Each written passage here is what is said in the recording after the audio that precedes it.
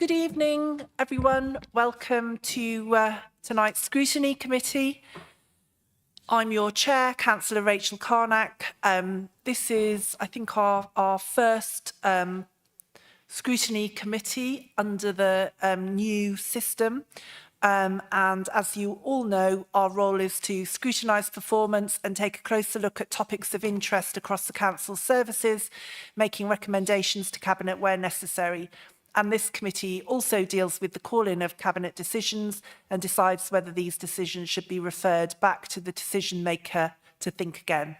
Also present this evening, we have Councillor Mel Dawkins, the Cabinet Member for Environment and Climate Change and Open Spaces, I think, as well, yes. As a member of the Cabinet, she has been invited this evening to answer questions about specific issues under her portfolio area and linked with this evening's special environmental theme report. Welcome, Councillor Dawkins. Some housekeeping. There is no fire alarm planned for this evening. Should the alarm sound, please leave by the nearest available emergency exit. Two of the closest exits are through the glass door behind you to my left and through the double doors onto the riverside behind you. Please muster at Café des Amis and obviously aware that the gate directly behind us is closed. Members of the public are welcome to make their own recordings of this meeting using whatever non-disruptive methods they think are suitable. I would like to remind everyone present that it's available to view in live and archive form via the Council's website. If you are seated in the public gallery, it is possible that the cameras may capture your image. If you wish to avoid being filmed, please make a member of staff aware and they will direct you to where to sit. The meeting is also being minuted. And I think, as I just mentioned, the Westgate garden gates on the riverside are locked, so members of the public must leave the Guildhall by the side exit behind the glass door. So, Andrea, are there any apologies for absence? We have apologies from Councillor Watkins, Chair. Thank you. And substitutes? We have Councillor David Thomas as substitute for Councillor And Watkins. do we have any declarations of interest by members or officers? None received in advance, Chair. Yeah.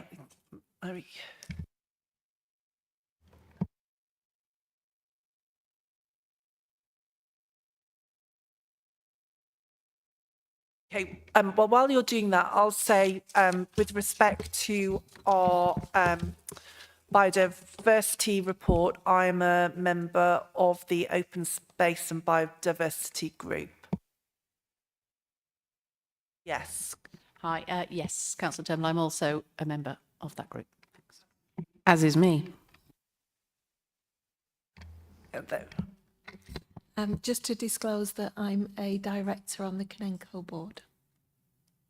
Okay, lovely. And public participation, we have one public speaker at the meeting who will be heard directly before the relevant item.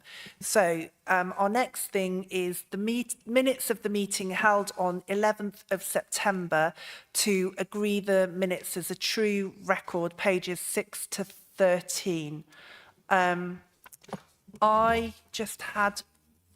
had one. Does anyone have any queries on the minutes?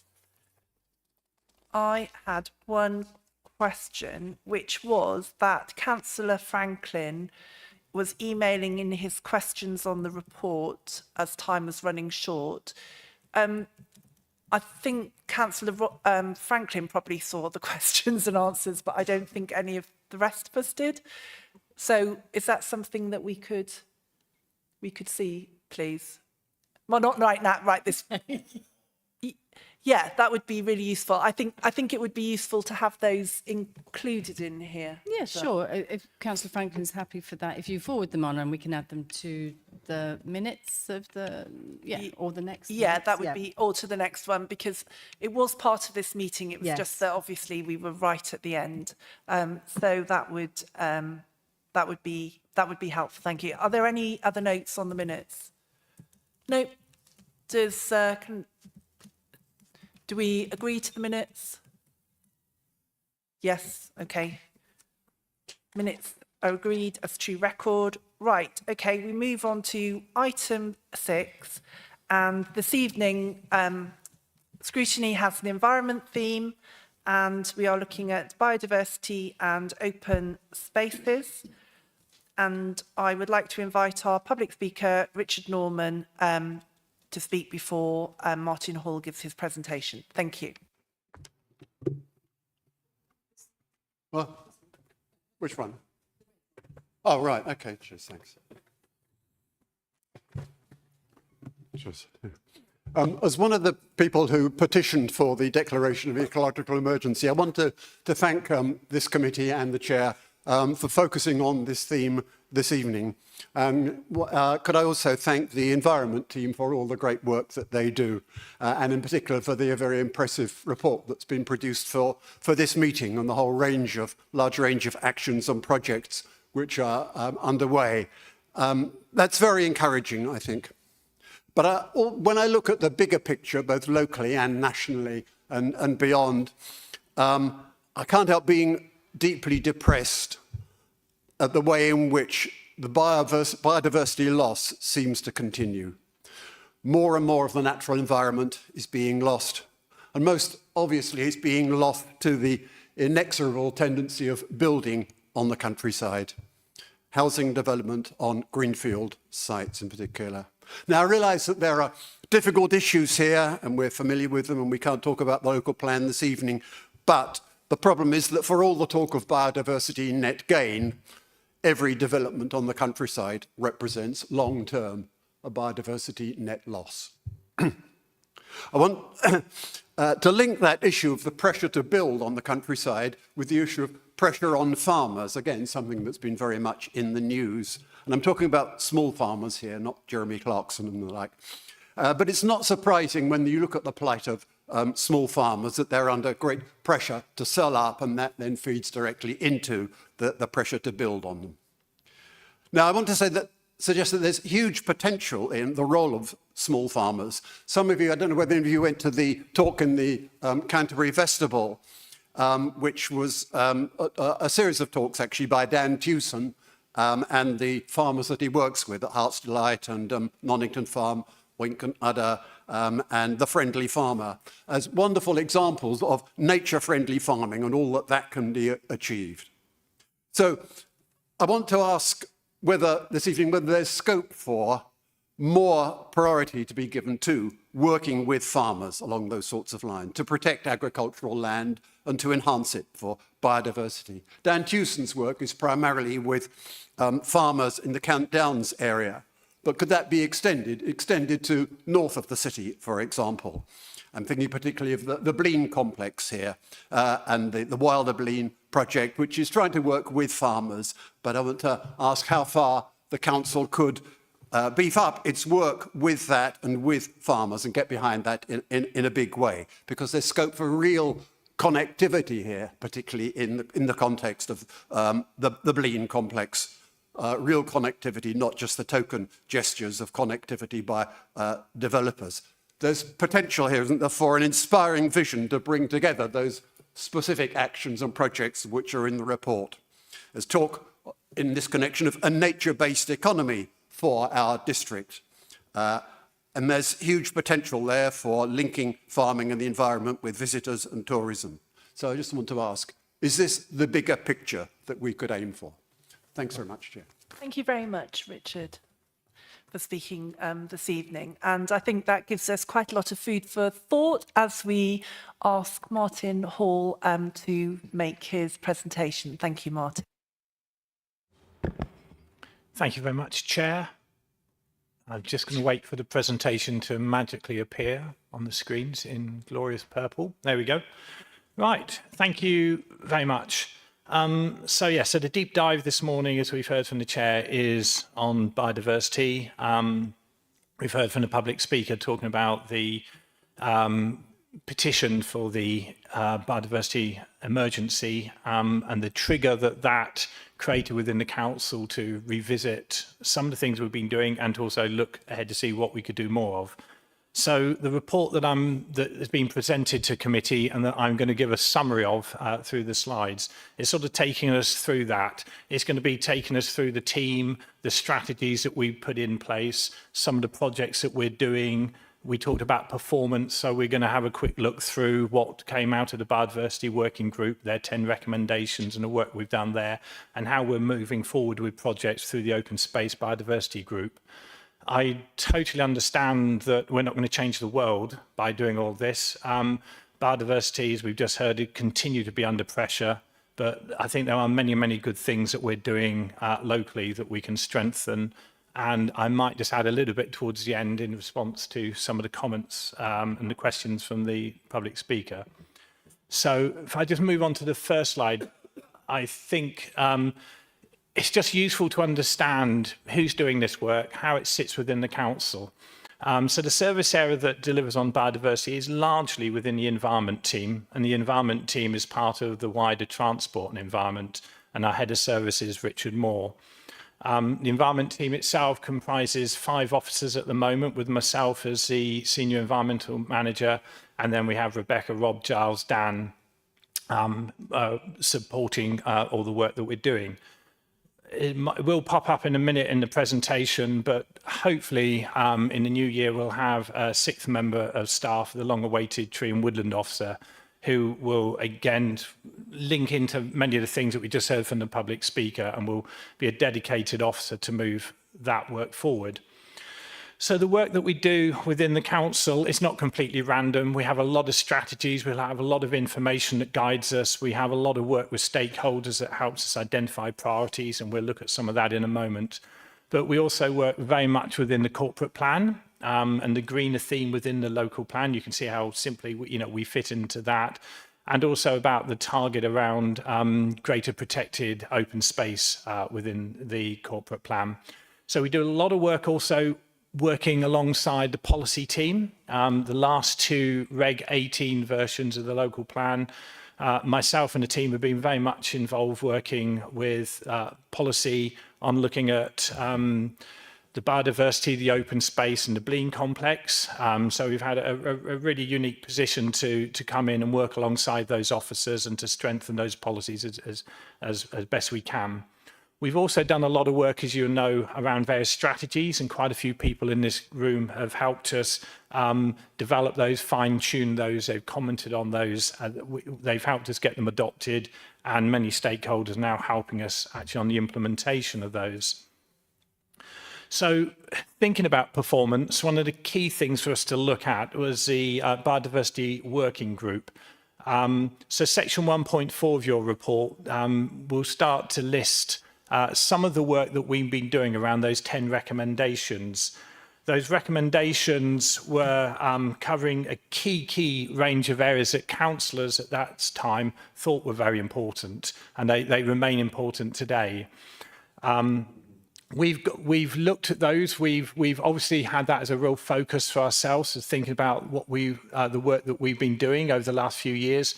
And I'm very pleased to say that of the 10 recommendations that the councillors and expert witnesses helped pull together, we've actually met them all. The only one we haven't 100% met is the tree and woodland officers I mentioned earlier, but we're very close to achieving that. The biodiversity working group really benefited from the councillors' steer and input and enthusiasm, but we also benefited a lot from having expert witnesses coming in, such as Kanenko, to talk about elements such as No Mow May and how we could work together with that. We had planning officers, particularly from policy, coming along to those meetings to help us understand, or the biodiversity working group understand, how they could best influence local plan policy and support the work the officers were doing there. And also enforcement officers coming in, talking about the public space protection orders and other matters. So I'm now going to move on to some of the key partners that we work with. We do work with a lot of cows, as you can see on that slide. Up at Rakehill, fantastic ecological engineers, actually do more than the bison do, but they don't get as much publicity. So we do work with a lot of key partners, and you can see them listed there. And the key one really is the Kentish Stour Countryside Partnership. So we really benefit from having a dedicated countryside partnership operating, not just in Canterbury, but we have a dedicated officer within that group working with us. And they have worked alongside us developing management plans, and they're currently working on a management plan for our local nature reserve at Curtis Wood. So the management plan coming forward there will have their recommendations, their guidance, their ecological support. So people, will be able to see that it's a robust document and will have confidence in the recommendations in that document.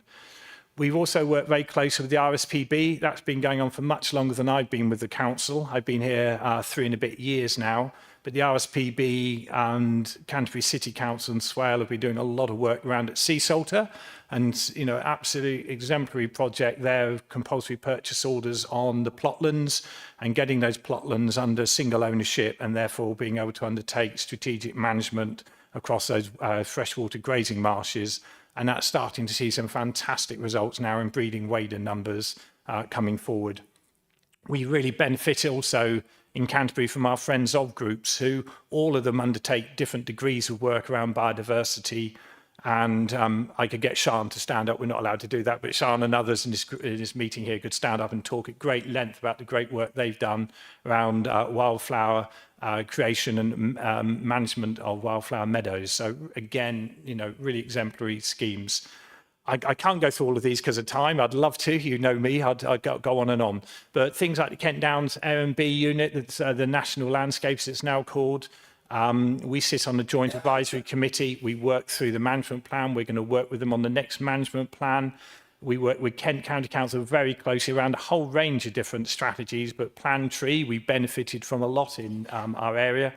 And around Reculver and Bishopston planted well over 1,000 trees, part of the country part there last winter, which are now flourishing.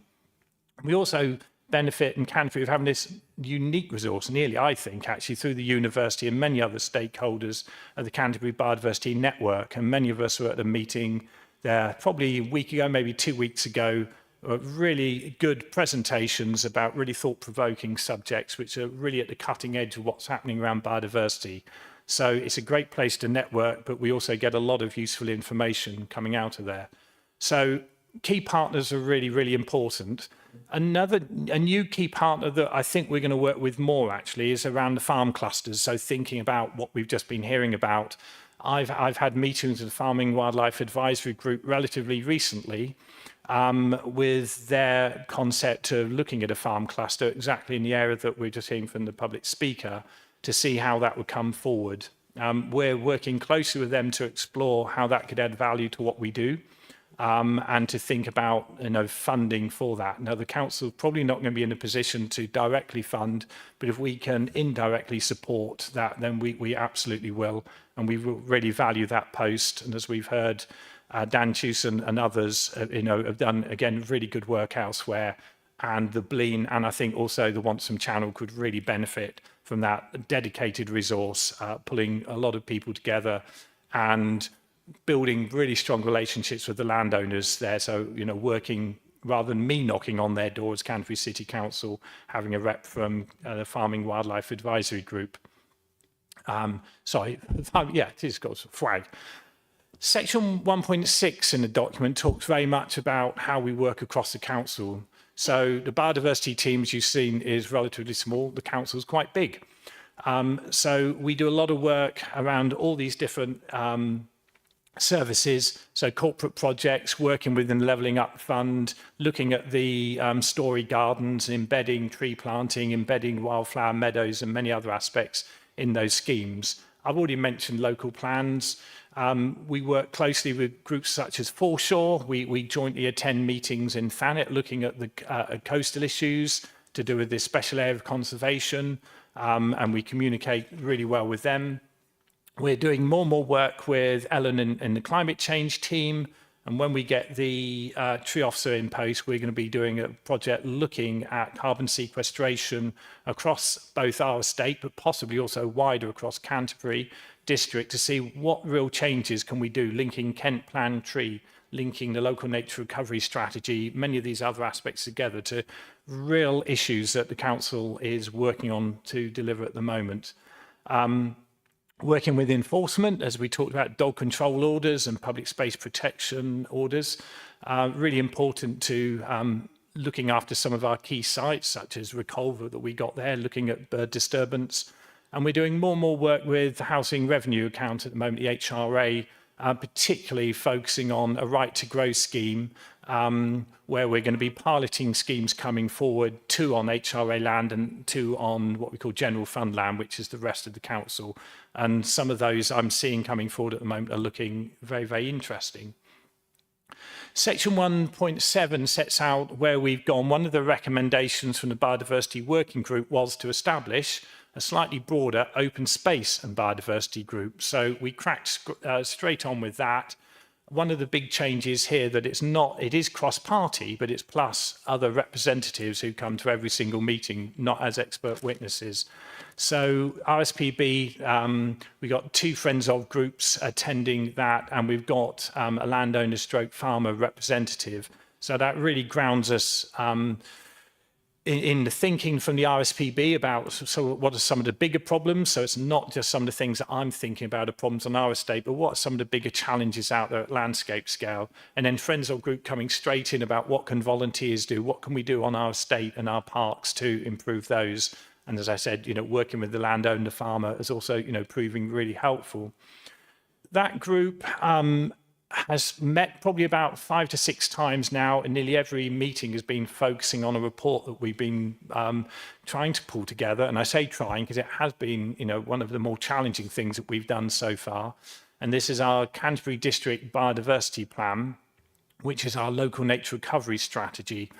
And getting that document right, making it meaningful, showing it how it can add value to everything we're doing, while trying to deliver across a whole range of different headings, while also complementing the work that Kent is doing on the county level one, has proved much harder than I thought. So I am quite often really naive. I think we can go and do this, and you think, blimey, this is hard work. It has proved challenging. The group have really assisted.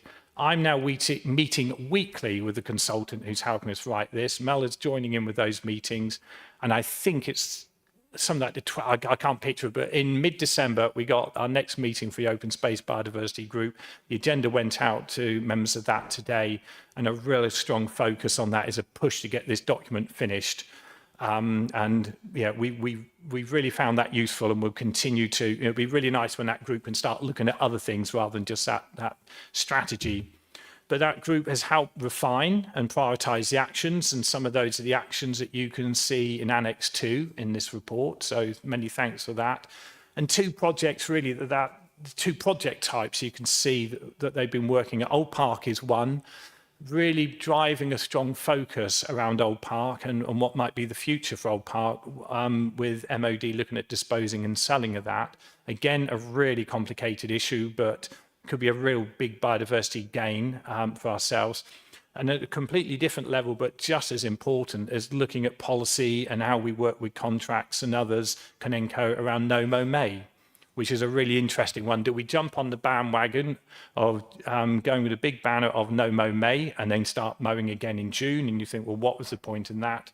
And we wanted to come up with something much more nuanced and much more deliverable of looking at actually doing it properly. So it's No Mow May, June, July, August, and probably most of September, and allowing the habitat and the structure to really develop, getting, plants flowering and seeding and going through their lifestyle, and then doing a cut and moving that forward. So we want to move forward to about 20 of those sites.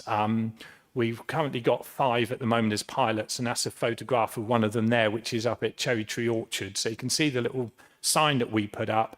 That area is just a boring bit of mown grass up until May this year. We stopped mowing it. And okay, it's only dandelions, but dandelions are still really, really good for pollinators and nectar, and it will continue to improve.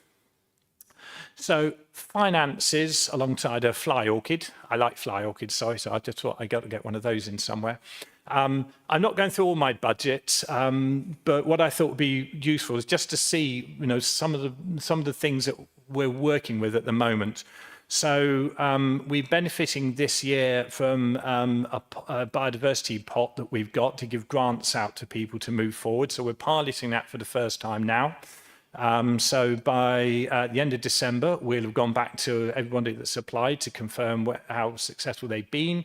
And we'll hopefully have a number of schemes that will be delivering community-based, Canterbury-based biodiversity projects to be delivered by the end of March. And then we'll be straight in April doing the same for next year in a little bit more of a leisurely pace. So we're hoping to see some really interesting things come forward. And it may be a Friends of group applying. I've had nurseries talking about coming forward to me. I've had a parish council talking to me. RSPB, FWAG talking to me. So I can see us getting a plethora of different types of bids coming forward, which would be really interesting. We have a pot of money, which is the one I use the most in my revenue pot, called a commissioning pot, which sounds really dull. But it's the one that we use to help us undertake some of the strategy work that we've been doing in the past. Because we're a small team, we do occasionally need to buy in help. And we can go to the right people with the right skills and experience to help us move that forward. So that's been a really helpful pot of money and will continue to be so for us. We also give core support and project support, as I also mentioned, to the Kentish Stour Countryside project. So after the biodiversity emergency, we doubled that, which sounds really grand.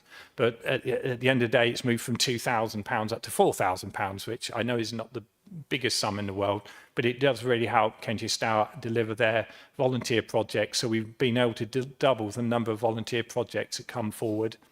And then the other two things are the Kent Downs local wildlife sites are things that I also found out of my budget to maintain the council's involvement in both of those. A much bigger pot of money for us, but a harder one for us to use randomly is Section 106 developer agreements. So we seek occasionally off-site contributions from developers for delivering semi-natural habitat. And we work very strategically with that and the developers within a legal agreement. And that does give us pots of money that we can then invest. And we're investing that at the moment at Rakehill, and also Gold Valley is being a beneficiary of that, where we're seeing really nice projects coming forward. So 1.9 in your report talks about looking forward. So, you know, we're looking at biodiversity net gain at Rakehill, really complicated subject. And looking at whether Rakehill and possibly Old Park, which you know is not ours, but could we work with the whoever the landowner is of that as a local bank option. So we're doing a lot of studies at the moment at Rakehill and other places to determine how much of the council estate could become viable for delivering biodiversity net gain for developers. And that money coming in can help really, you know, nearly in perpetuity manage those sites going forward, which would be a game changer for us. I mentioned pollinator sites, just jumping down to a completely different level, but we have a lot of comments about things like protecting skylarks at Reculver and the measures that we do there, the voluntary measures. So we've had public meetings there. We're going to have another one not in December yet, but in December, talking about some work we want to do over the next year. And part of that would be temporary fencing, just trying some skylark plots to see whether we can get more skylarks nesting in the long grassland there with a bit less disturbance. The biodiversity grants I mentioned, we continually input to strategic schemes, working with other partners like Kent Wildlife Trust and OSPB, and Broad Oak is one that I think, you know, we really want to keep positive engagement in to see how that can contribute to things like the wetting of the woodlands up at the Blean, but also semi-natural habitats around it. And the tree officer going out working around finding new sites for new plants, new planting of trees and new hedges, and also looking at development sites and helping the existing development sites get that really good tree cover coming forward.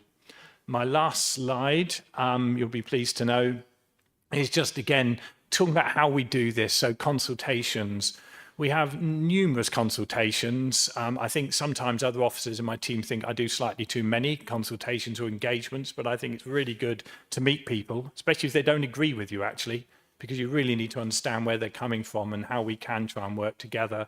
So Bishopston, we've already had one meeting. We had about 30 to 40 people come along, really positive meeting. As I said, we're gonna have a second one to show them what the actions that we're undertaking, and you know the way that they can see that mapped out across a year, I think would be very good. We also did a site walk around with some of the people who attended in the meeting, just to fine tune some of the management in this quite sensitive area. Long Rock, we've had 2 or 3 public meetings. They've probably been some of the most heated we've had, because we've got a very small area.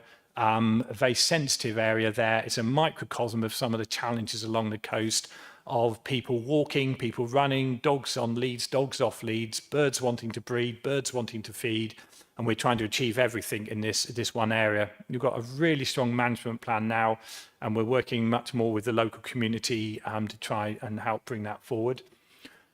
Strategies going forward, I mentioned the biodiversity plan, and I think that's going to be our big one for 2025, and seeing what nature recovery looks like in Canterbury going forward, and that will include areas such as the Blean. I'm sure it'll include things like the farm cluster study groups and things like that, because that scale of thinking is where we're going to have to be if we're really going to make a change in this biodiversity emergency. So I hope that gives you probably a bit more detail than I should have done, but an overview of the breadth of different things that we're doing, how we do them, and who we're working with. Thank you, Chair. Thank you very much, Martin. And just to remind everyone, Martin Hall is Senior Environment Manager. And we also have Leo Whitlock with us, who's Head of Policy and Communications, because we do have, if there are any questions on climate change policy, then we'll take those as well, or anything else that's in our report. I'd like to thank you very much for that, Martin. It is a really big area, but it's really good to see what's been going on, particularly over really 24 months, I think, in this area, and over the past year since the emergency declaration was signed off in this council. Do we have any questions for either Councillor Dawkins or, yes, Councillor Franklin first, and I'll come to Councillor Dew. Thank you, Chair. My question was to Martin. He was saying about, first off, I really love this report. You know, everything in here is fantastic to read. Reading about how important the university is, and the possible threat of further reductions in it, have you thought of what is potentially the repercussions in terms of your work? You know, do you plan to scale down some of these initiatives if the university continues in the way that it's heading? You know, those sort of thoughts, I was wondering. Yeah, thank you very much, Councillor Franklin. So the university is very supportive of the Canterbury Biodiversity Network, but luckily the core group that supports is sort of secretariat and the development of that group is much broader than just the university. So even if the university does have to scale back its support and for those types of initiatives, I'm confident that with the experience and the enthusiasm of the wider stakeholders supporting that group, it will continue, and it will continue to grow. Thank you. And Councillor Jupe. I'm obviously not going to mention the local plan in any way whatsoever. But thank you to Robin for that question. I just wanted to say, really appreciate the presentation. Some really, great enthusiasm. Is it possible that this could be, your enthusiasm could be made wider known through the public? Because it's not always widely known that the council cares. And you're a perfect example of people in the council that do care. I mean, you've used photographs that are clearly representative of what you're talking about, which, Mel, I know you care. Yeah, that was it, really. Councillor Dawkins, yeah. Thank you, and I want to, thank Martin for the report. And yeah, he's an excellent environment officer, and we're very lucky in the council to have him, as well as all the other officers sitting here. But yeah, and always badgering Leo about press and getting those good stories out there. It's really, really important because, as I said at a meeting recently, sometimes we can get a little bit down about the state of the planet and stuff, and we need those positive stories out there so that we all feel encouraged that we all do something that it is going, a little by little, it's going to change things. So really, really important. So I will continue in badgering Leo to put stories out there, and there were a number of ones, not albeit they weren't based on biodiversity and nature, they were more based on the environment and air pollution, but that was a little bit of me pushing you, wasn't it, Leo, to get those out. But it's really important that you share those stories as well with your residents. Yeah, putting it back on you there. So thank you, Chair. I wish I had a poker face. You're pushing an open door, Councillor Dawkins. And Councillor Turnbull. Thank you, and thank you, Martin, for your presentation. And I totally agree with everything that has just been said. Well, lucky to have you.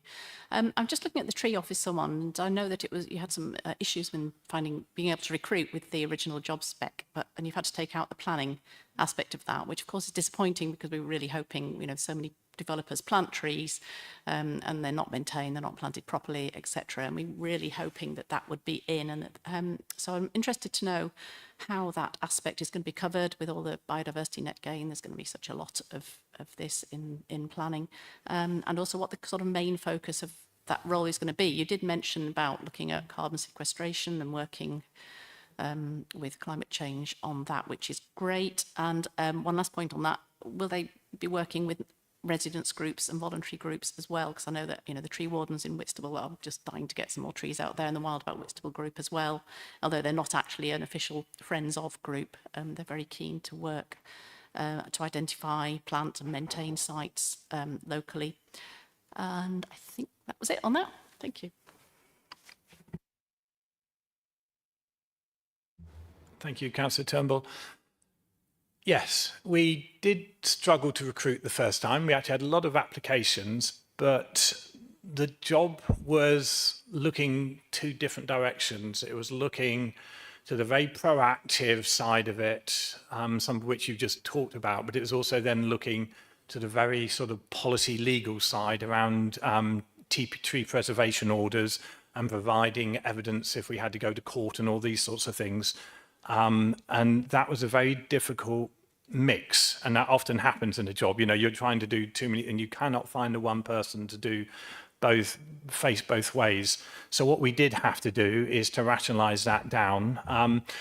The areas that are not now part of that job description that we hopefully go out to advertise next week, they are still going to be covered by the council. So all of the TPO work and all of those sorts of things is just going to continue.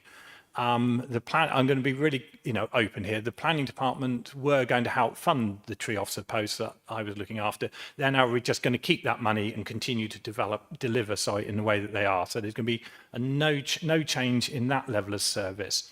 But I appreciate where you're coming from with respect to a key part of this role, and what the biodiversity working group wanted was somebody looking at the sort of enforcement and the pre-enforcement role around successful tree planting.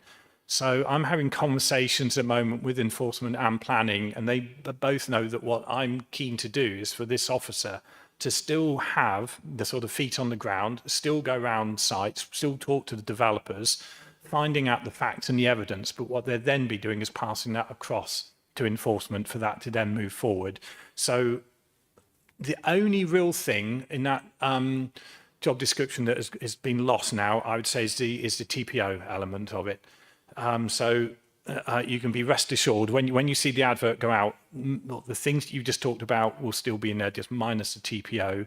So there will definitely be work about working with tree wardens, volunteers around doing surveys around veteran trees and all those sorts of things, and getting far more mapping done of our veteran trees. So all of the things that yourself on the open space side, we've got too many groups, haven't we? The biodiversity working group, who were the ones pushing that and helped draft the job profile, nearly all of it will still be there. It's just the pure planning bits which have had to be removed.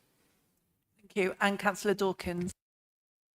Yeah, just sort of to add to that, I mean, yeah, you're on that, or you're on the Open Spaces Biodiversity Group, working group, and, definitely when we get the nature recovery strategy out there and out to consultation, we're going to be lost for things to do. And one of those could be, oversight of the tree officer, making sure that they're going in the direction that we want. Obviously, I mean, I'm not going to be applying for the job as tree officer, but I'm guessing that a lot of it will be an audit of all the trees that are in the district, so they're going to have total knowledge of everything that's going on, and that's going to be really valuable information that to go forward. And we can invite the tree officer to our group and we can question them, but let's get them in post and getting settled in, or her settled in. Thank you. And Councillor Thomas. Thank you, Chair. I'm going to be a bit negative on this section. Basically, when it comes to Hampton and the grass cutting, I know we've had a meeting and discussion on there. It's a case of keeping on top of that section, and it is very much an area where we have visitors, and it's a very big open space. We've got the beach huts there. It incorporates a lot of area. The no mow may, I'm always anti that because that's my business. But at the end of the day, we need to time it correctly. And sometimes you may have a wet April, which then affects the no mow May, and it looks horrendous in the whole thing, and people going, well, why is the grass not cut, and this, that and the other. So we do have to be careful what we anticipate. And if we get a wet winter, the grounds get wet and then the machinery can't get on. So May be the first opportunity to cut the grass. So, and if we're not doing that, then this becomes a problem. So it's a case of keeping on, and also the hedgerow and the brambles and trying to neaten that whole section up and make it look a tourist attraction rather than people emailing me and complaining and people generally moaning and this and that. I know we had a meeting, I know we're on the ball. It's a case of keep on that on that kind of course on it. So thank you, Chair. I suppose, yeah, that's a good question, Councillor Thomas. What I suppose for Councillor Dawkins and for Martin is how do we balance our biodiversity requirements with how people expect public spaces to look, particularly along the seafront where people like to have Tankerton Slopes, Hampton Slopes, the Leas, all looking quite nice and pristine, maybe a little bit wild, but maybe not the best way that as a council we might want them in biodiversity terms.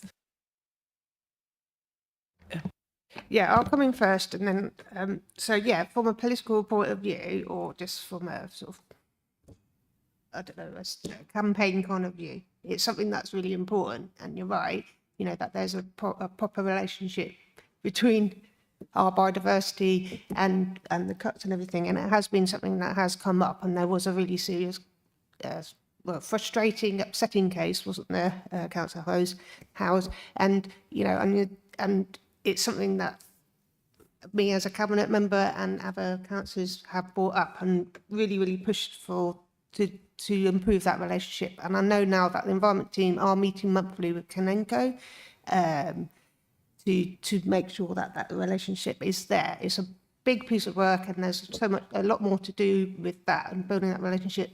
There is so much to do with the, you know, resources. Kanenko, you know, they're given jobs, they have to go out and do cuts at a certain amount of time, and you know, they've only got that window, and then they've got to go and do, you know, 100 other places as well. So it's really hard to be that bespoke when you've got a whole programme of work to do. But it is something that is being looked at more and more. Obviously, there's friends groups that can, the more friends groups there are, they're a really good tool and mechanism.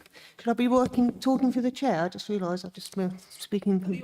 But yeah, I can't sort of, but yeah, so you know, that if the more friends groups we can get up there, we can have these memorandums of understanding, which means that, you know, you can develop a regime, if you like, with Kanenko, so that some areas are not cut back that much. But I'm going to pass over to Martin Moore to talk more about the sort of mechanics of it all and how that's developing. Yeah, thank you very much. Thank you, Councillor Thomas. As you said, we have, I think we met on site as well as talked a number of times. And yeah, you're consistent in the challenges there, which I really appreciate. And just as a little bit of context, the Hampton area actually wasn't no mow May. It was planning mitigation for the erection of about 8 new beach huts in that area. So the agreement from Kent County Council, if new beach huts were going in there, we needed to do some ecological mitigations, and we felt that removing a small area from the mowing regime to allow that to grow a bit more wild for pollinators and bees and butterflies and things like that was a positive way forward. And we felt that was more positive than putting up some token bird boxes and bat boxes, which, to be honest, we didn't think would get used. So that scheme there is it is tied into a legal planning, and that's, Councillor Thomas, so as you know, that's part of the discussion we've had about if we removed that, I'd have to find somewhere else. I do think there's learning that we can take from that. As let's forget about that being ecological mitigation or thing. Let's just call it NOMO, as you're saying, because to all intents and purposes, it looks like that. In the slide that I put up down at where we've done the grasslands up at Cherry Tree Orchards, we've actually put quite an attractive sign up there telling people what's going on. So it's not that Kanenko have forgotten to go and mow it. Again, why haven't you mown it? Why haven't you mown it? That's not the case at all. It's a case it's actively been removed as to create this pollinator habitat. What some of the other learning that we've got there is that we think, you can't just stop mowing. You do need to come back in occasionally and mow. So one of the things we're doing with the Stour project is they are going to come in and mow that area at Hampton. And then in next season, we're going to put signs up there and put signs up, possibly even pinpointing some of the wildflowers which are coming up, which are all common, but they're very, very abundant, and lots of vetches and things like that are doing really well. And when we think about balance at the moment, the balance between amenity grass and wildflower, or wildflower habitat grassland, the balance is actually massively skewed to amenity grassland at the moment. There's hardly any that is identified as being for pollinator habitat. So one of the things we actually want to do is to look at other areas in and around Canterbury, Whitstable. We've highlighted some specific pollinator corridors where, again, we want to do this work with Kanenko, with the local people, with council support. But I think it is, as Councillor Dawkins was saying, it's about communicating it better and putting up these better signs so people know why we're doing it, and putting up signs say this will be cut in when, so people understand where this is going. Councillor Dawkins also raised an issue. I mean, I mentioned the site. Curtis Wood was a really interesting site where we went in to undertake some works with contractors to remove dead elm, and particularly dead ash trees which are dead or dying from ash dieback disease, close-ish to the road, about 20 to 30 metres from the road, but within falling distance of that road. Again, there wasn't good communication. There's no point in me messing around. Everybody in this room knows I'd be laughing stock if I said there was good communication. There wasn't good communication around that.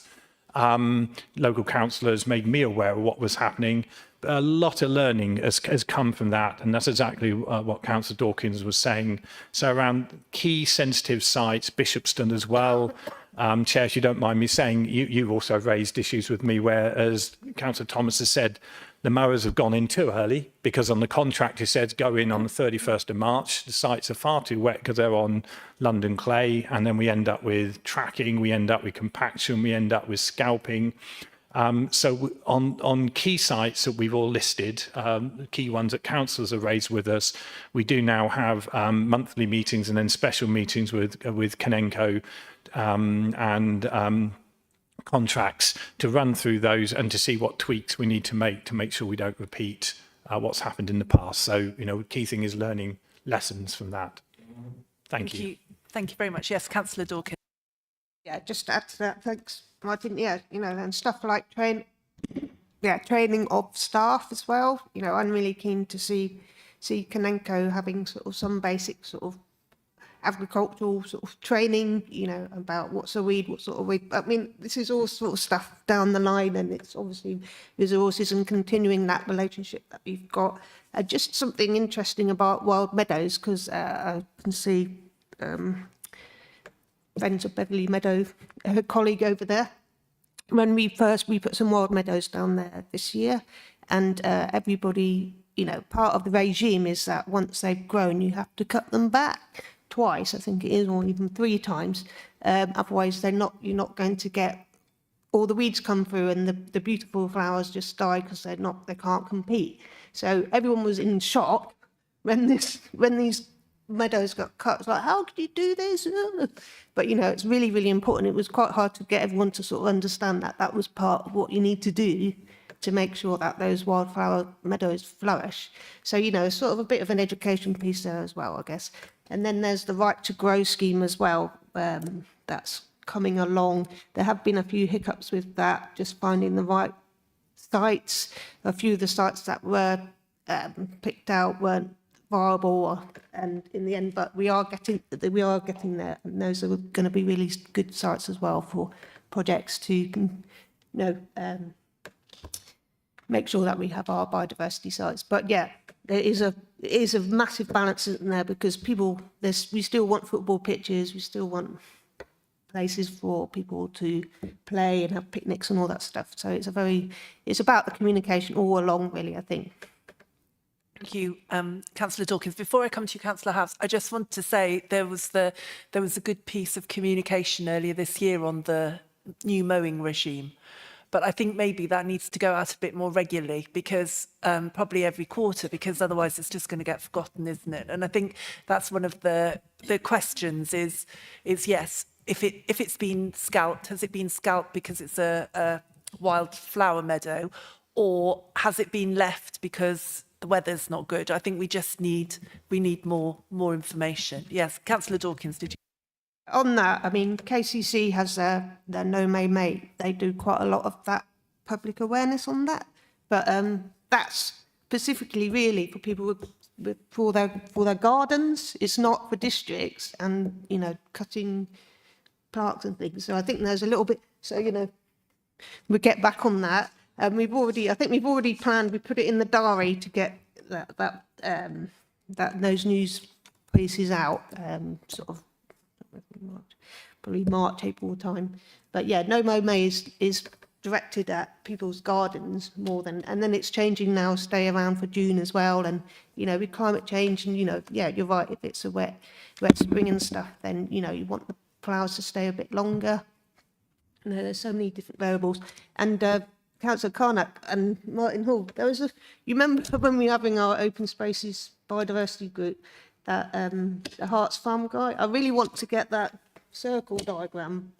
Can we find it? And I'll send it to you, because it sort of shows the cycle of when you should cut and everything. And, you know, sometimes it's not the right time to cut in May or June or July. You know, it depends. You have to sort of be a bit more bespoke, I guess, and looking at how the plants are going before you go and cut it. But if we can find that diagram, you know the one I mean, don't you? I know the one you mean. Yes. Yes, we can do that.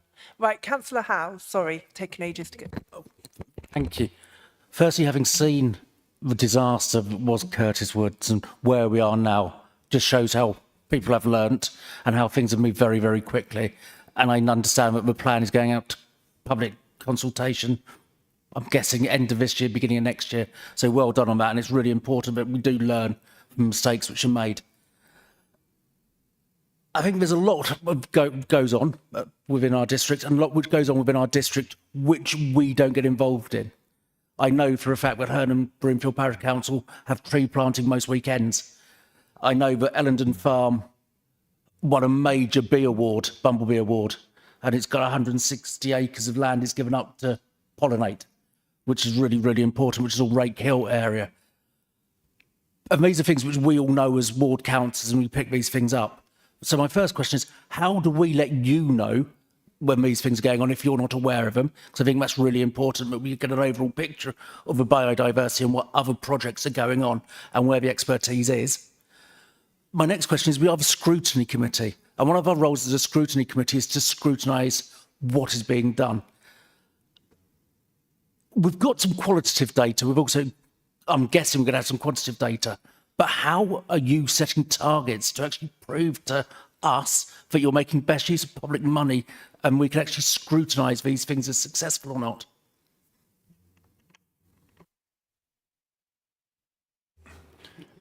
Councillor Dawkins, do you want to know? I'm joking. Right, thank you very much for that, Councillor Howe. The first point that you talked about, awareness raising, there is a lot going on, both on farms, off farms, within parishes. I mean, I know it sounds really dark. I'm just happy to receive emails and people telling me, to be quite honest. But what I was trying to think of a bit more strategically is our local nature recovery strategy. One of the things that we're looking at doing is mapping Canterbury, showing positive initiatives and things which are happening. So I've got a draft, actually in my bag, I've got a draft of that at the moment. And I'm wondering if that is a tool that we could use, and we maybe revisit that every year to show how it grows and grows a bit, a bit like an info map type thing. So this gets a bit bigger because more is happening. So I think that might be something. I'll let you. Okay, just to come back on that, no, I think that's absolutely brilliant, but how can we make sure that these third-party organisations, because I know one of the problems you raised earlier, was that people don't necessarily like the council turning up on their door, knocking on their door to say things, and that's why you've got partners. But obviously we are a very, very valuable resource as councillors, because we know more, we know what's going on. But how can we help you get that message out so that people report to you? Do you have an idea? Yes.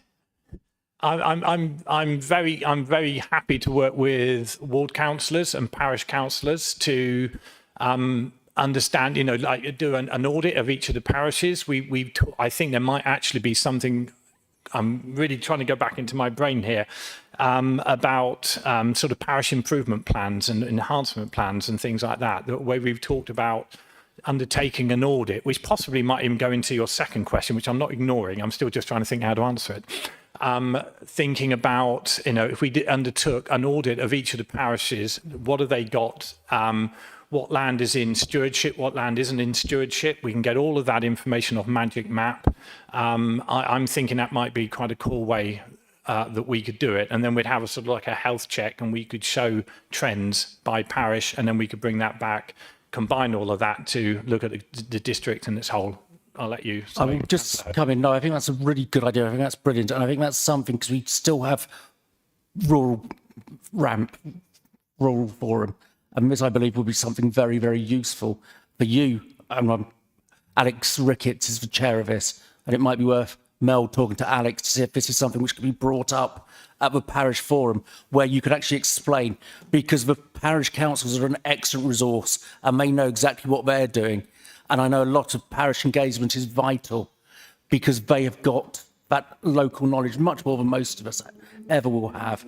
So I think that's a great idea. The second question, I know, is quite a meaty question, and I know that there's a lot going on, but if you would prefer, perhaps in writing, it's fine. Yeah. I'm happy to respond later to it, but just initially thinking about, how are we measuring our success? Are we, about targets?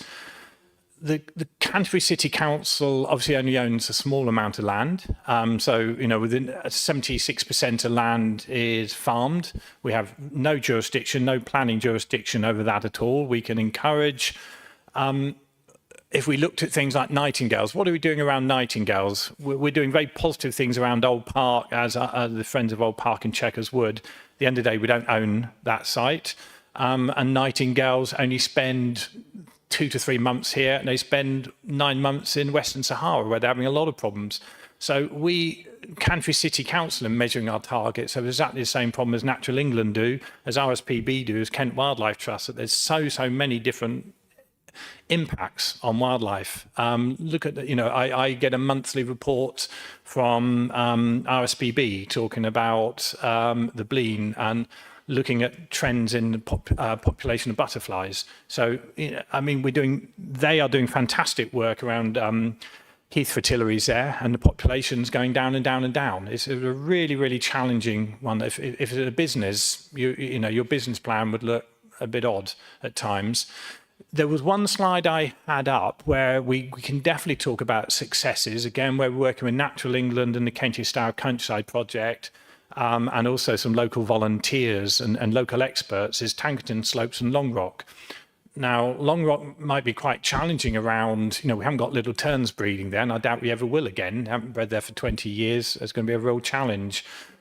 We are getting fantastic populations of Fisher's estuarine moth and other micro moths, and I'm not going to embarrass myself and pretend I know the names of them all, but I had a plan up on one of the slides which was showing where we were mapping the existing populations of hog's fennel, which is the food plant, and where we got adult adult male and female moths and things like that. So on some of the sites that we're working on, we can really see on those the work we're doing is working in the right way.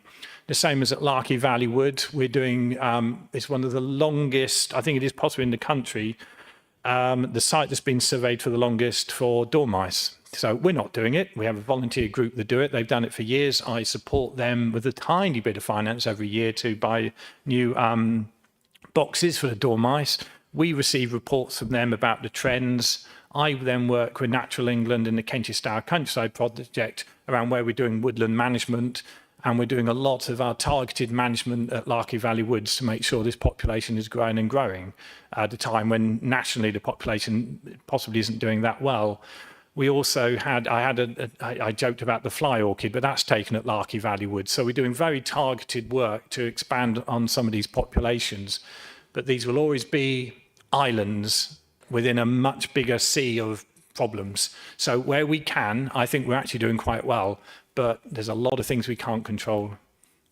Can I just come back and just to say, totally agree. I think you've been a real success, and the successes we've seen in the relatively small areas where we can have a major impact has been first rate. So well done to you and all your team. And just in response to that, Councillor House, obviously Martin's outlined a number of project-specific outcomes and outputs. From a corporate point of view, we are in the process of reviewing our corporate targets. So I'm sure during that process, we can give that, is this the best way to spend public money as part of that process? Councillor Dawkins. Yeah, okay, thank you. And yeah, it's a hard thing to do. How do you measure success in nature when it's so vast and, it's not like doing a maths sum, is it? It's like, it's just so much to it. And I think, the key species thing is a really important thing. And as we put together our local nature recovery strategy, we will be pointing out a few of the key species that we would want to see as indicators of success in nature. So I think that's the shrill carder the nightingales. I'm making sure that lichen's in there. I'm a massive lichen fan, sorry. But yeah, that's a really good indicator of air quality. And the more good lichen we have about, then that's. But I also want to, there's education in schools. I think that's really important, starting young.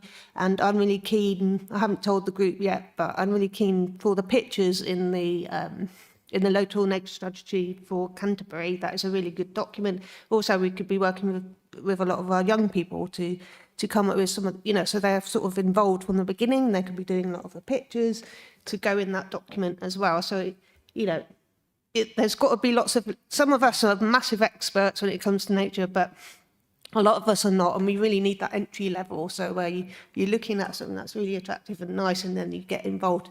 I'm really keen to do a newsletter. I haven't done it yet, but I will. That I could share with you, and you could share it with your residents and schools as well. Also, I kind of made me remember about insects. There's a decline in insects. They're very, very. I have the statistic somewhere here.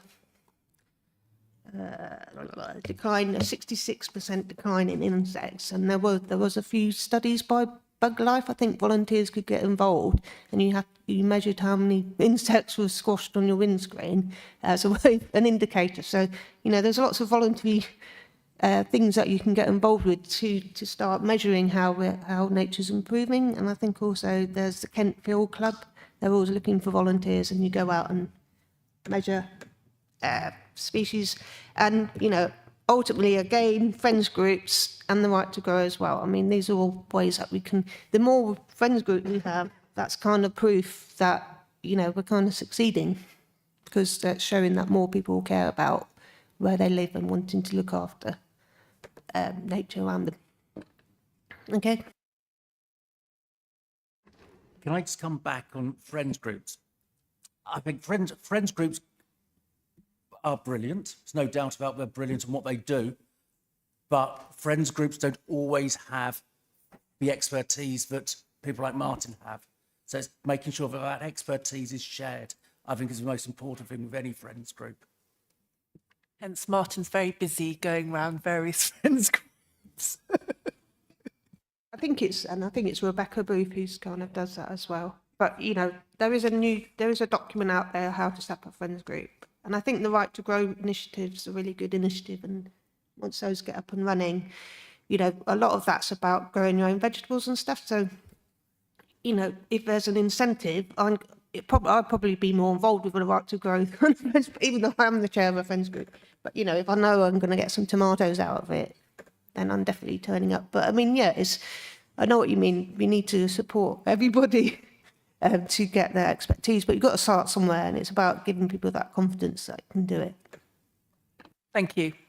Thank you, Councillor Howes. And Councillor Turnbull. Hi, yeah, I've got a few points here, I'm afraid, everybody. So should I just deal with them all, do you think? Because it goes on to Leo and the sort of climate change and action plan as well. But one thing I wanted to say, Martin, Southern Water, of course, they're digging up lots of Whitstable at the moment, including some, you know, they've got plans for open spaces, the wreck and Cornwallis, and they weren't mentioned at all in here. And obviously, are they some kind of partner to you? Do you see them as some sort of partner? Yes. Yeah, sorry about that. I didn't have an SW, did I, for Southern Water on my list. We're definitely working closely with them. Jerome is a key officer that we're working with, and we're visiting the sites tomorrow, actually. Not with Southern Water, I must say, but we've got their plans both for Westmead Rec and for Cornwallis. So we're going to look at those. Yeah, what they're doing is basically doing some large-scale sustainable urban drainage schemes there to slow water flows down. And we are lining other park improvements that we're doing we're actually been holding back on our improvements, waiting. I don't mean it's really, but it's a really complicated piece of work Southern Water are doing.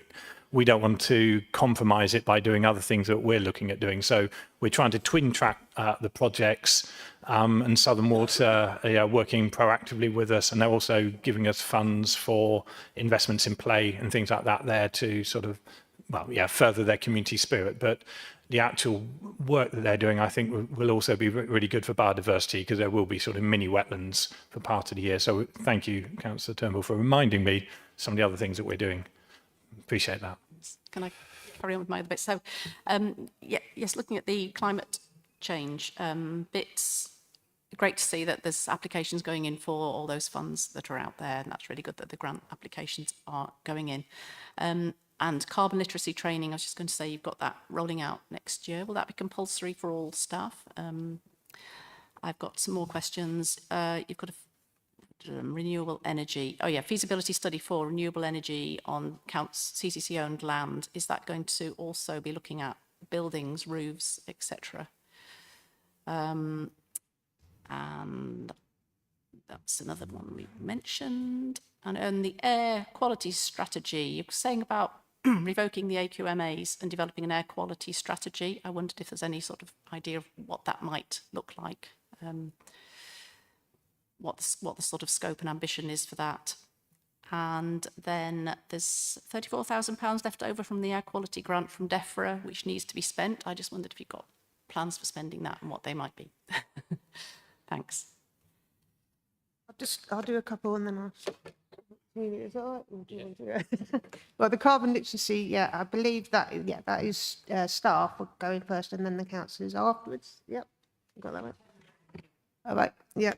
The roof solar, yeah, really agree. It's a great initiative.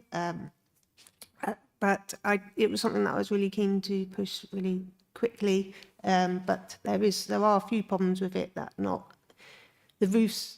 There's so much legal stuff that you've got to do to get, because the roofs belong to people and you have to do the lease, and then of course they're not always going to be suitable for putting loads of solar panels on. They might be broken and stuff like that. But there is a project that I believe that the climate officer wants to look at more, and I'll be pushing as well.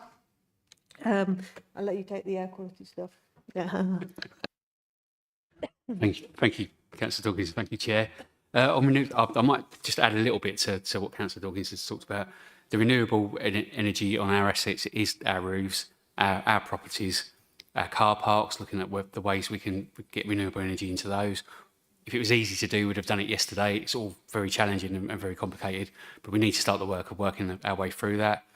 Carbon literacy, we'll tackle the key staff that across the council that need to help us deliver our net zero ambitions first, then roll it further out into other officers as well. We've got Ellen, who's working really hard on this agenda, but it's every single officer has to work on this agenda to make it happen across all of the services, and we can't cut Ellen up into 572 different services. We need all to work together on that. On the AQMA, no, we're going to start work. We've got a new air quality action plan coming through the governance process as we speak. We've consulted on the last one. We're talking to DEFRA at the moment. But once we're satisfied that we are complying and we're not exceeding in NOx and particulates, we'll start to bring a new strategy through to consolidate that. But it's early days yet. It's too early to. But we'll include the public councillors and the groups out there to help us work on that. I think that was it. Leftover grant money? Leftover grant money. That's needed for... I know everyone's very excited by that, and I think there probably needed to be a little bit more context in the report to explain that is needed to carry on with the census project that is in the 6 censuses around the city that are managing in the AQMA, that the Kent Air website people can look up and see the levels and keep an eye on that, and then try and educate people into the actions they need to take. One, to help us improve air quality, but the day-to-day, whether they need to avoid an area or they want to take avoiding action. So that money is earmarked. It's set in a reserve and it will be spent as we go along.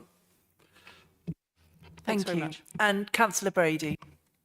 Thank you, Chair, and thank you for the presentation and a really detailed report. I'd like to talk about decision making. When decisions are made in the council, it's made through a number of lenses, so financial, legal, corporate plan, equalities assessment, and governance requirements. And due to this item, more poignant is the environmental assessments. So when there are conflicts and decisions are made and they're conflicting with some of these strategies, I think it's really important that the groups that you mentioned come together to help the council look for mitigations and in some cases look for alternatives to the decisions if they are going to impact the environment in such a substantial way. So I'd just like to hear more on this and what the groups can do to help look for mitigations when there are conflicts. Thank you, Councillor Brady. And I think that ties in with our public speaker, Mr. Norman, as well, and what he was saying. And I was going to come around to something on that. So thank you for beating me to it. But yes, Councillor Dawkins, do you have any thoughts on that? Because that's what I wanted to ask you. I mean, we talked about the relationship with contracts, but about whether you're happy at the way cross-council working is undertaken and how that cross-cutting work is done, because I think that's a really important thing for scrutiny to be looking at as well in terms of what are the benefits to the council. But I don't know if are you going to go have a go at that? I'll give it a go. I think I get the question that you're sort of asking when we need mitigations for, say, a building project you're talking about. You know, how much do we work with outside partners to put those through? Is that what you're saying? I think I'm not quite sure. Or Leo yeah, will. I'm not looking at you, but yeah, if you explain it again. Yeah, so we have a number of working groups within the council that members are involved with. When there are decisions that are made, that when there is an environmental assessment and it says there is a conflict with our environmental strategies, what does that look like for when the decision maker does the decision maker approach the groups that you have to then work with that group to look for mitigations, to look for alternatives, and if there aren't alternatives, then look to try and find out how that can be mitigated in a different way. So cross council communication. Leo can answer that, and then if Well, you want to follow, or whatever. No, go on, Councillor. Oh, well, yeah, I think I've got Dawkins, go on, you go. Yeah. I've got the question now. One thing that Ellen's done since she's arrived, and I was pushing for as well, was having a cross-directed climate group. So now all the senior management and all the other leaders of all those directorates meet to talk about what's going on, because climate change and biodiversity is a cross-directed issue, and you have to work collectively to find the solutions for these problems. And I was very, very aware of that when I took on the role. It was, as you know, it was the new administration that made this role, climate change and biodiversity. Well, that's how we started off, and I've morphed into environment and climate change now, I think. But yeah, it was something that I was really, really keen to make sure that it was central to everything. So yeah, we have got the officer group now, and I believe Leo will say how many times you've met, and also something that I was really keen to have, and I've had my first meeting last week, was getting a briefing from all the portfolio as well, from all the directorates, and I had that last week, and it was really, really, really useful, and all the officers, I think, found it really, really useful, because then they were hearing things from other directorates that were going on, and it was like suddenly all the pennies were dropping, and we could start seeing how much progress everyone's making together. So yeah, totally agree. I'll let Leo take it on. Thank you, Councillor Dawkins. Yeah, I think then it comes down to, when it's cross-cutting as well, what takes priority as well. Thank you. Yeah, no worries. Who knew I could come up with a Sir Humphrey-style answer? So Councillor Dawkins, right, there are lots of officer working groups and task and finish groups around this area. In my own area, climate change, there's a net zero officer group trying to work together to achieve these aims, because Ellen can't do it on her own, as I said earlier. An estate decarbonisation group trying to work out how we decarbonise our own estate. And as a council, we reach net zero. Martin's very good at working across the council. So we're all tuned into each other, and ultimately our extended management team and management team have an oversight of that to make sure that happens, and to deliver the corporate plan where lots of these policies are sitting. And again, where there are clashes, you are the decision makers. It's not us. You're councillors. You as councillors and cabinet members, you're there. You get voted in and voted out based on some of those decisions. So ultimately, you're the decision makers. But that's what the carbon literacy training is really, really important, so that all of the officers within the council have got the tools at their fingertips to understand the issues and try and find their best way around them. And it is complicated. If it, like I said earlier, if it was easy, we'd have all done it yesterday. But it's not. I mean, there are financial challenges, there are resource challenges, but that doesn't stop you trying and fighting the good fight. Thank you. Is that okay, Councillor Brady? You're all right with that? Yeah, thank you. I'm sure it's going to be something that keeps coming up, because as Councillor Howe's asked about value for money, then it's difficult to measure this value for money, and therefore there may be departments who decide that this isn't value for money, whereas if you're interested in biodiversity, then you see it in a completely different light. So I think it is that literacy, isn't it, that's very important. Councillor Prentice. Thank you, Chair.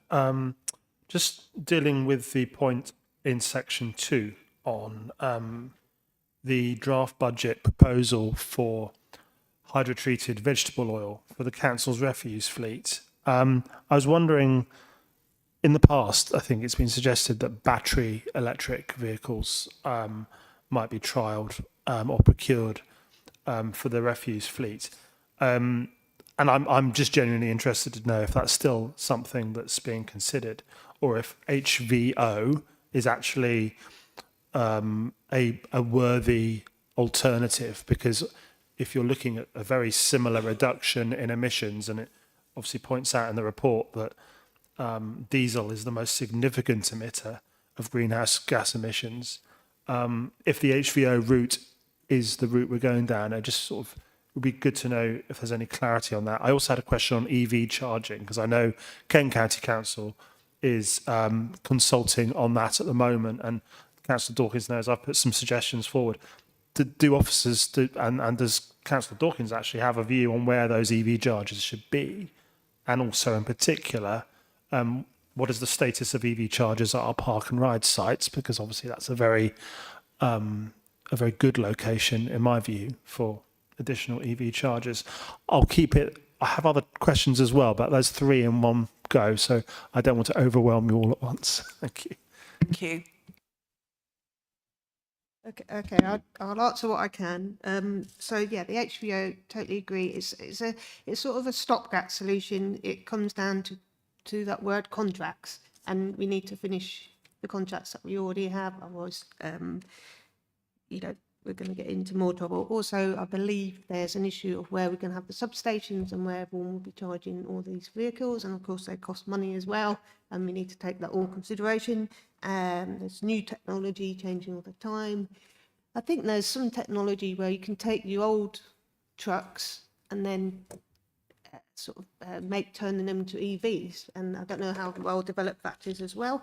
In terms of the EVs sites, I don't know if it's a consultation or there's KCC all asking everybody to go on this map, and I think I shared it on my page, and I will try and share it as well so it can go out of the minutes, so that asking residents to go on the map and sort of locate where they think they should be EV chargers. So that's, if the councillors can share that as much as possible, and or talk to your residents and do it for them, that'd be great.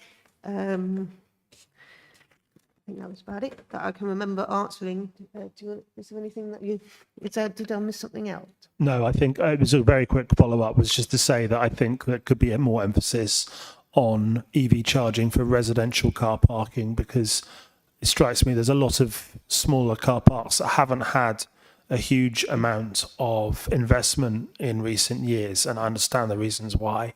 But EV charging could be something that not only provides a small income for the council, if the council is actually providing that electricity, or providing the facility for that electricity, but also enabling our residents who do pay for car parking, off-street car parking in particular, enabling them to make the change and make the transition to EVs. So that was just a final point on that, really. Thank you. Thank you, Councillor Prentice. Councillor, did you have any? No comment on that. You're all right. Yeah. Okay, that's lovely. Councillor Mackenzie, please. Okay, thank you, Chair. I'm not going to move that. There was one part of the report that piqued my interest in section.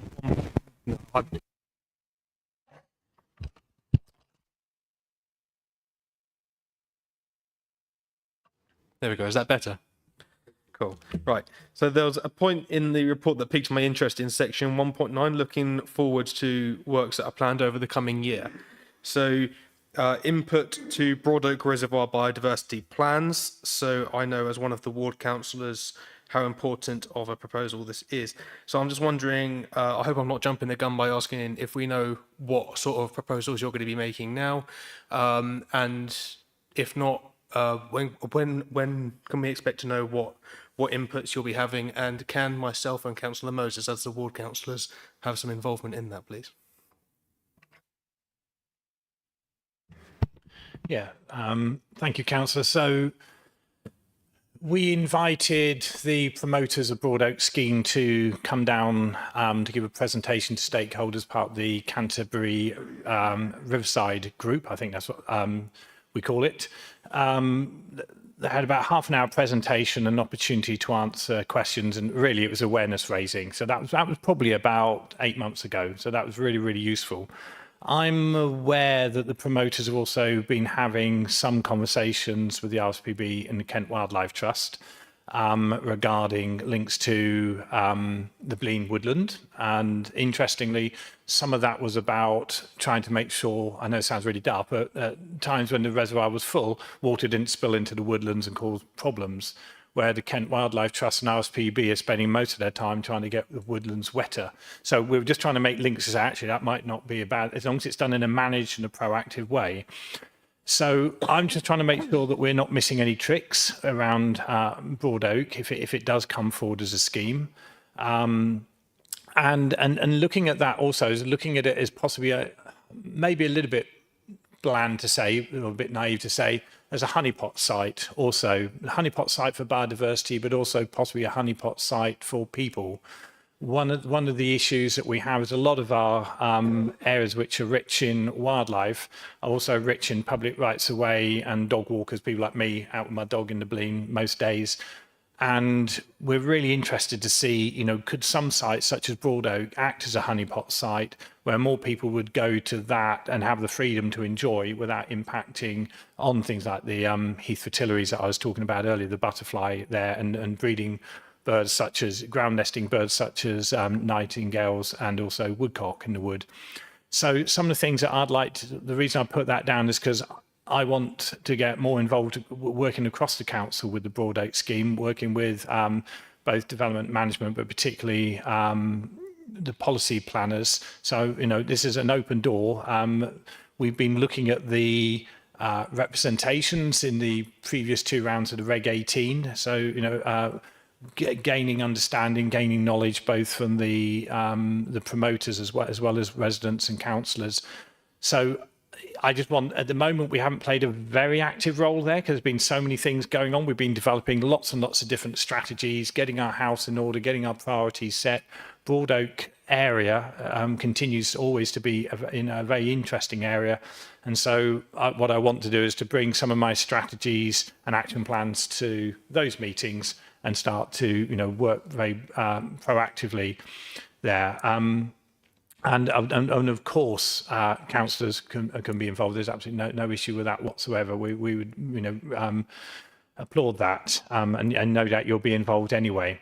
So what I'd be wanting to do over the next year is to find out what sort of formal any consultations, any engagement processes that are coming forward, and see how we can mirror that and sort of make sure we're inputting into those. And they're clearly the things that ward councils would be very much involved in. Thank you. And Councillor Franklin. Thank you, Chair. Firstly, I'd just like to raise, I have an interest of that I own an electric car. So put that out there, and it's on that basis that actually I want to talk a little bit about that, because I heard Martin and that talking about, like, you know, wanting ideas and wanting, you know, to know where these charging stations should go. Well, you know, in the best case scenario, you want it in residential housing, obviously, you want it in the flats, you know, so you want it where people are already living.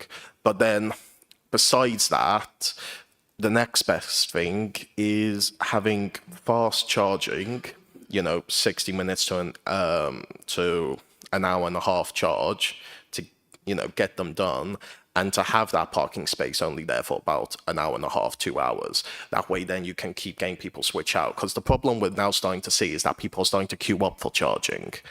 And, you know, that's, I think, might put people off going electric in the future, because, you know, there are certain disadvantages, you know, mainly the time of refueling. And so if you're creating more barriers by not having enough electric charging, because there's all these queues and competing for charging stations, then, you know, you're going to run into a problem in terms of reaching your net zero goals. So, you know, just putting that out there. Thank you, Councillor Franklin. Yeah, I totally agree. I mean, it's kind of you know, you've got the people buying the cars, and then you need to have the charging available. I believe KCC won 8 million to roll out as many EV charging points as possible. So it is really important that you get on that website and put the spaces where you think you want it to be. A bit of a bugbear of mine has been, if you don't have a drive, you don't have the privilege of being able to charge your car from your own electricity supply. And you know, it's something that I've brought up quite a lot in my KCC role about, you know, having pilots so that people, there's all sorts of little schemes like gullies and all this sort of stuff. And there were, I believe the last, where it got left off last was they were waiting for a sort of study to see how well that rolled out in other districts, and I'm not sure where it is now, but you know, it's something that we should be pushing for more. I've got a dream that it would be great to have an EV car. I've got a dream. No, but where you take the battery out of the car, it's not. There's some way that you could take it out and it's not too heavy, and then carry it into your house, charge it. But you know, there's lots. It's just a really as technology has changed. You know, you come across all these obstacles all the time, and it's trying to find solutions, and it is very challenging. But yeah, I totally agree. We need the more charges, otherwise we're not going to get people inspired. Thank you. And Councillor Thomas. On EV charging, when William Street car park was revamped, me and Andrew Cook at the council at the time, which was about 6 years ago, we asked and insisted that the cabling would be put in for EV charging. And about 2 years ago, we had lovely signage put up in William Street car park with EV charging. And I was told about 6 months ago, the cabling is not there. So we're not even thinking about when we've got the infrastructure to put the infrastructure in when councillors are asking for it. So unless you're going to start ripping up all these car parks, it's not really going to work. And the other problem we've got is, and to be honest with you, we had 4 EV charging points in William Street car park. I've requested them to be removed because it makes us look stupid, because they can't use them.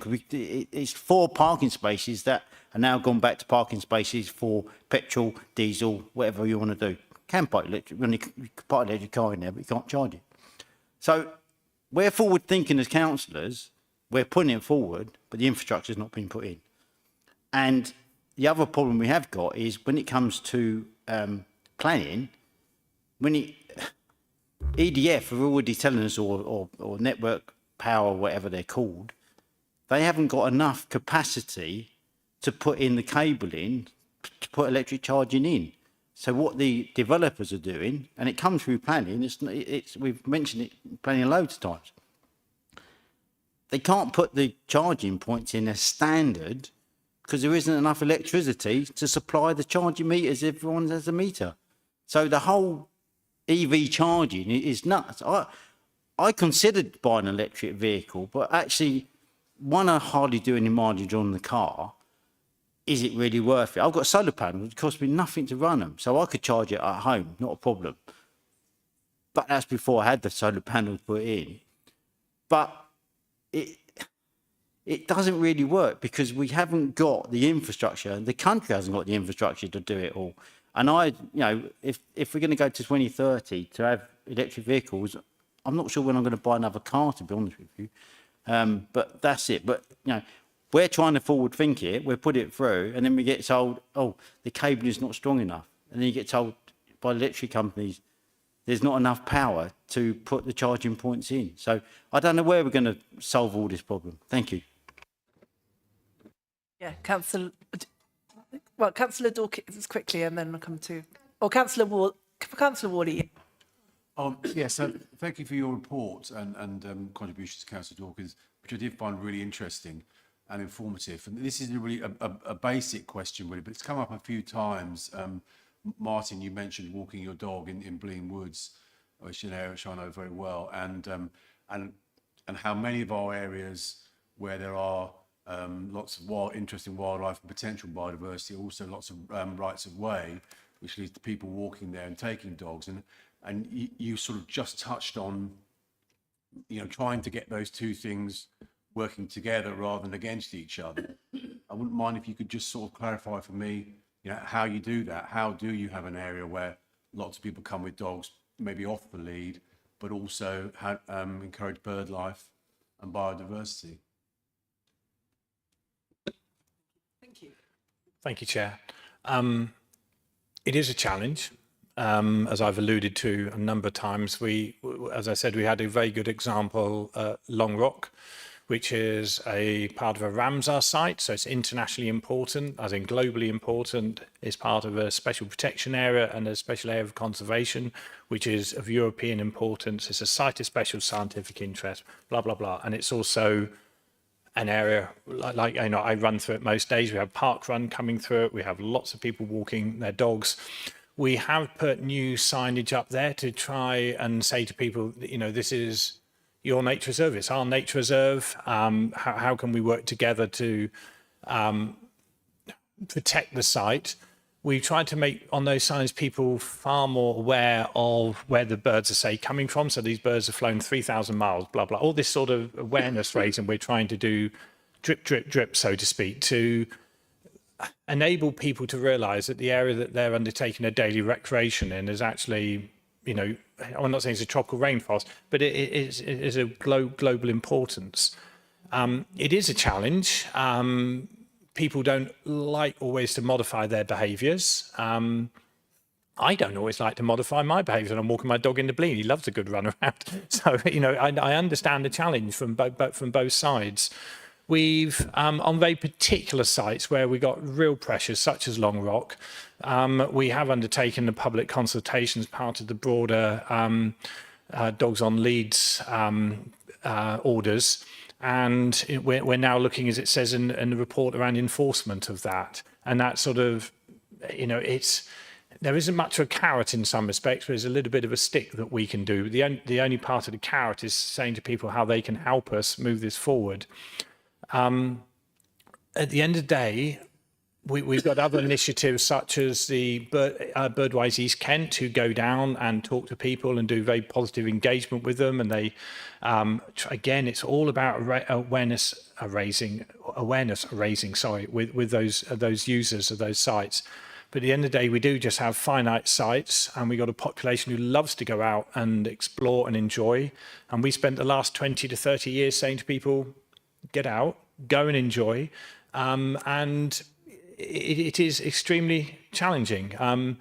So I also mentioned in things that we're doing, looking at some temporary fencing, so physical measures, a culver. So we've got a large area there of fantastic grassland. We have a small population of skylarks who continually every year try to nest there.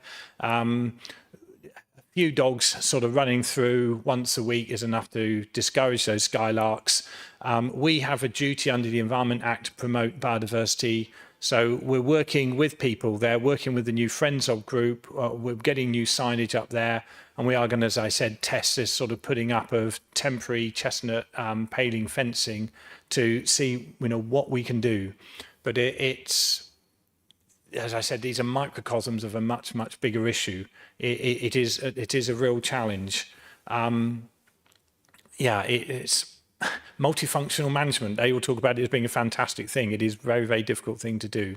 I don't think there's any magic wand, I'm afraid. It's going to take a long time to modify people's behaviours. And I can understand why, because I'm one of those people as well. Thank you. And Councillor Castle. Thank you, Chair. Just a really quick one. I love Councillor Howe's idea. I was going to bring up about parish councils. Obviously, 40% of the country's parish, so that obviously isn't including any of the data, which does worry me a little bit. City councils get bogged down their own data and parish councils. So the mapping you mentioned, Martin, would be brilliant. And then could that feed into the the climate change figures, so we could see the CO2 figures that parish councils are generating, maybe, even if it's just an estimate? Because if we get to net zero as a council, that's brilliant. But then if the parish councils are horrendously polluting, that would look not particularly great in the medium term. So not something more, just feedback, really, because the parish councils sometimes get left their own devices a little bit. Thank you. Thank you, Chair. I mean, it is difficult because they're elected bodies of their own, with their own responsibilities. I can't imagine they're generating huge amounts of carbon. But we are coming along to the next parish engagement event to talk about climate change, the Climate Change Action Plan, and working more together if we can. But they might have to take some of their own responsibility too. Thank you. And Councillor Prentice first, and then. Thank you, Chair. Couple of questions on housing. Firstly, on the deep retrofit of Elvis House, not too far from this building.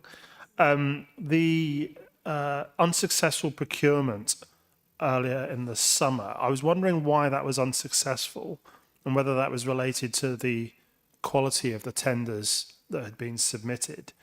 What are we procuring there in these tenders? And is that something that's sort of a reflection on the state of the supply chain, maybe? Obviously, there are lots of sectors that are experiencing difficulties at the moment. So I would be quite interested to know a little bit more about that, please. Not least because we know there's so many of these types of houses of this sort of particular design across our social housing estate.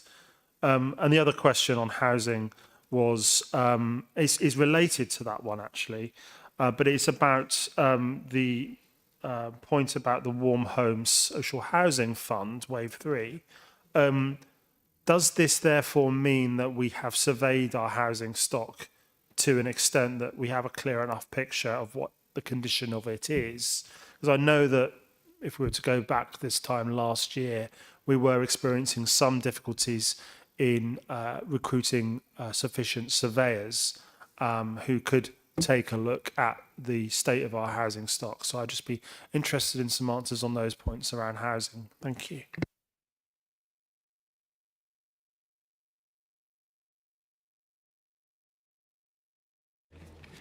Thank you. I think you're right. You've guessed there were challenges around price and the ability to deliver on the contract, because this is a niche piece of work, but contractors are learning how to deliver this. And again, it's that old mantra, if it was that easy, everyone would have done it yesterday. So it's been working on that. But Stacey has kindly whispered to me that a contractor has been appointed today, or in the last couple of days. So a contractor has been appointed. So we seem to have overcome that hurdle. We can just move on. I'll leave. Thank you, Chair. In terms of the stock condition surveys, yes, we did have some recruitment issues. We've now got 3 surveyors in place. Programme is underway. Number of our stocks been surveyed. We've prioritised some of the older persons' accommodation where there is communal heating. Some of the data that we get is also from EPC data. So the energy performance actually contributes to our sort of knowledge and understanding of how the stock works. The target date that we've got now is by June of next year, we will have surveyed all of the stock and we will have all of that robust data, which is really positive. We could have approached this in a different way, which some councils do, whereby they do sampling of properties and then they clone the data. We didn't want to do that. We wanted to get the full picture, have robust data. I could only assume that was because of the condition left by East Kent Housing, and we wanted to do something more thorough. Yeah. Thank you. And Councillor Howes. Yeah. Thank you. You talked about measuring the estate. Are we looking into this building to see if we can get grants to keep this place warm? That's just no answer needed for that. But it was really for Lee and Leo.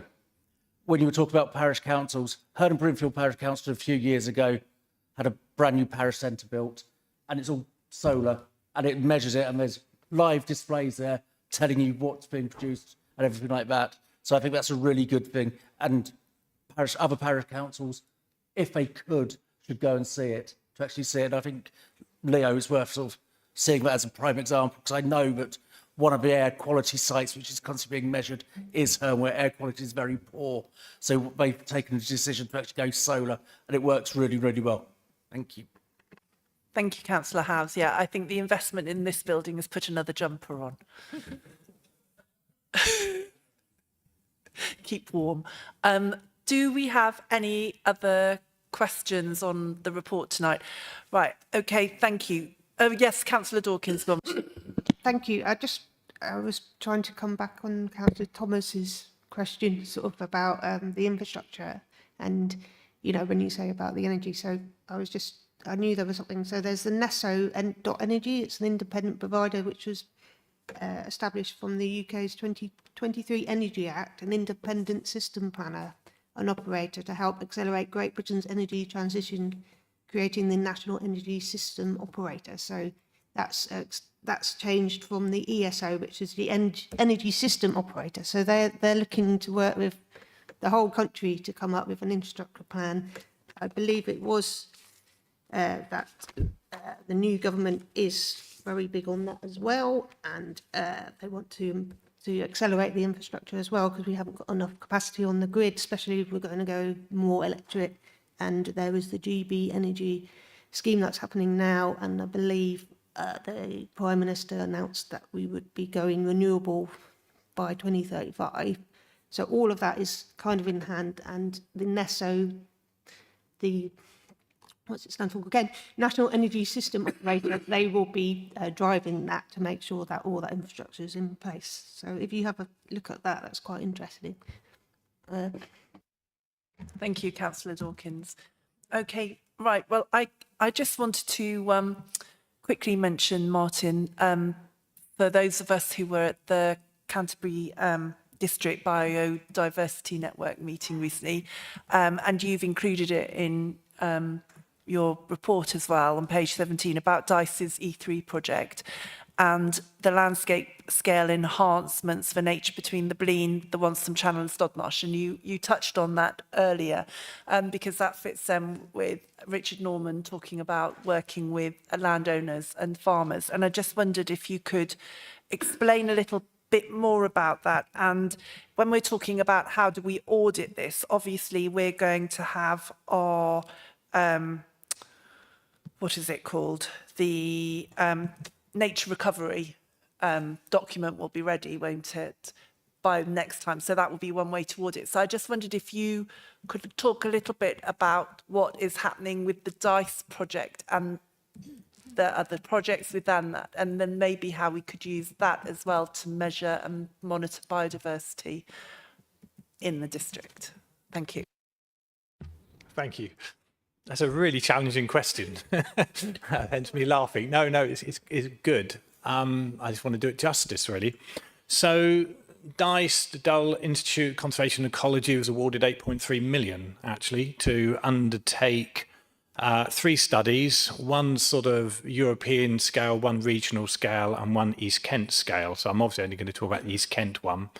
They're effectively looking at a project which embraces this mantra about more, bigger, better and joined. And that's really, if we just had 5 words to sum up what we need to be doing around biodiversity, what all our strategies, all our thinking needs to be doing. We need to be doing more things for biodiversity. We need to be doing bigger. We need better sites. We need them joined up. So more, bigger, better, joined is very much where this is coming from. But what does that actually look like? On the, well, not on the ground. What does that look like on a plan on a page is something that DICE are looking at.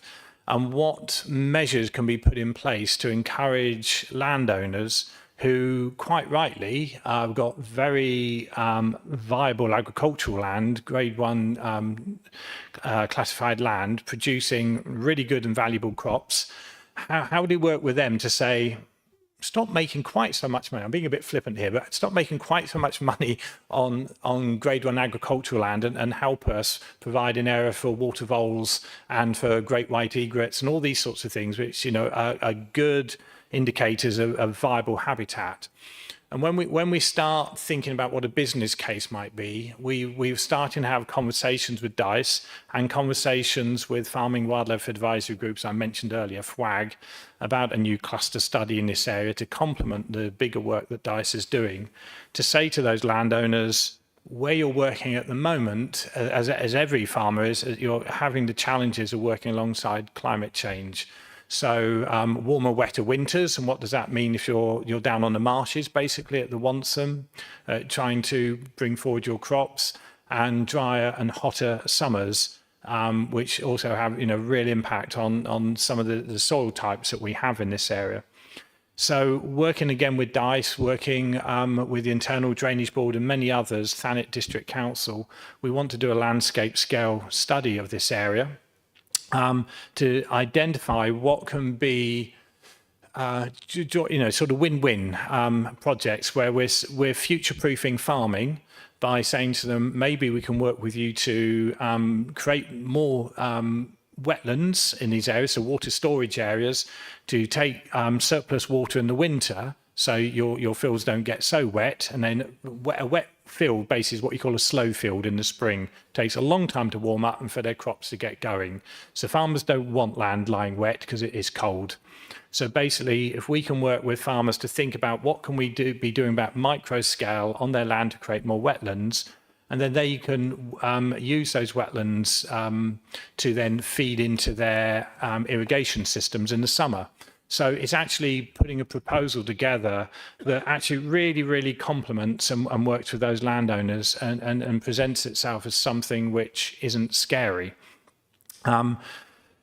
So there's going to be a lot of work happening around that. A lot of different organisations also getting involved, such as the RSPB with their Turtle Dove project. So the officer working for the RSPB is going out talking to a lot of landowners, which is something I haven't got time to do.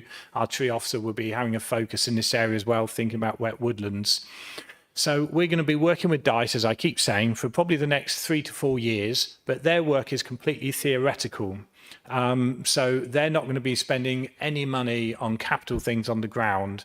So we want to work with government measures such as entry-level scheme. We want to work around biodiversity net gain to build these business cases to work with farmers to get a sort of win-win, something that really works for them, that future-proofs their business, but also benefits the environment.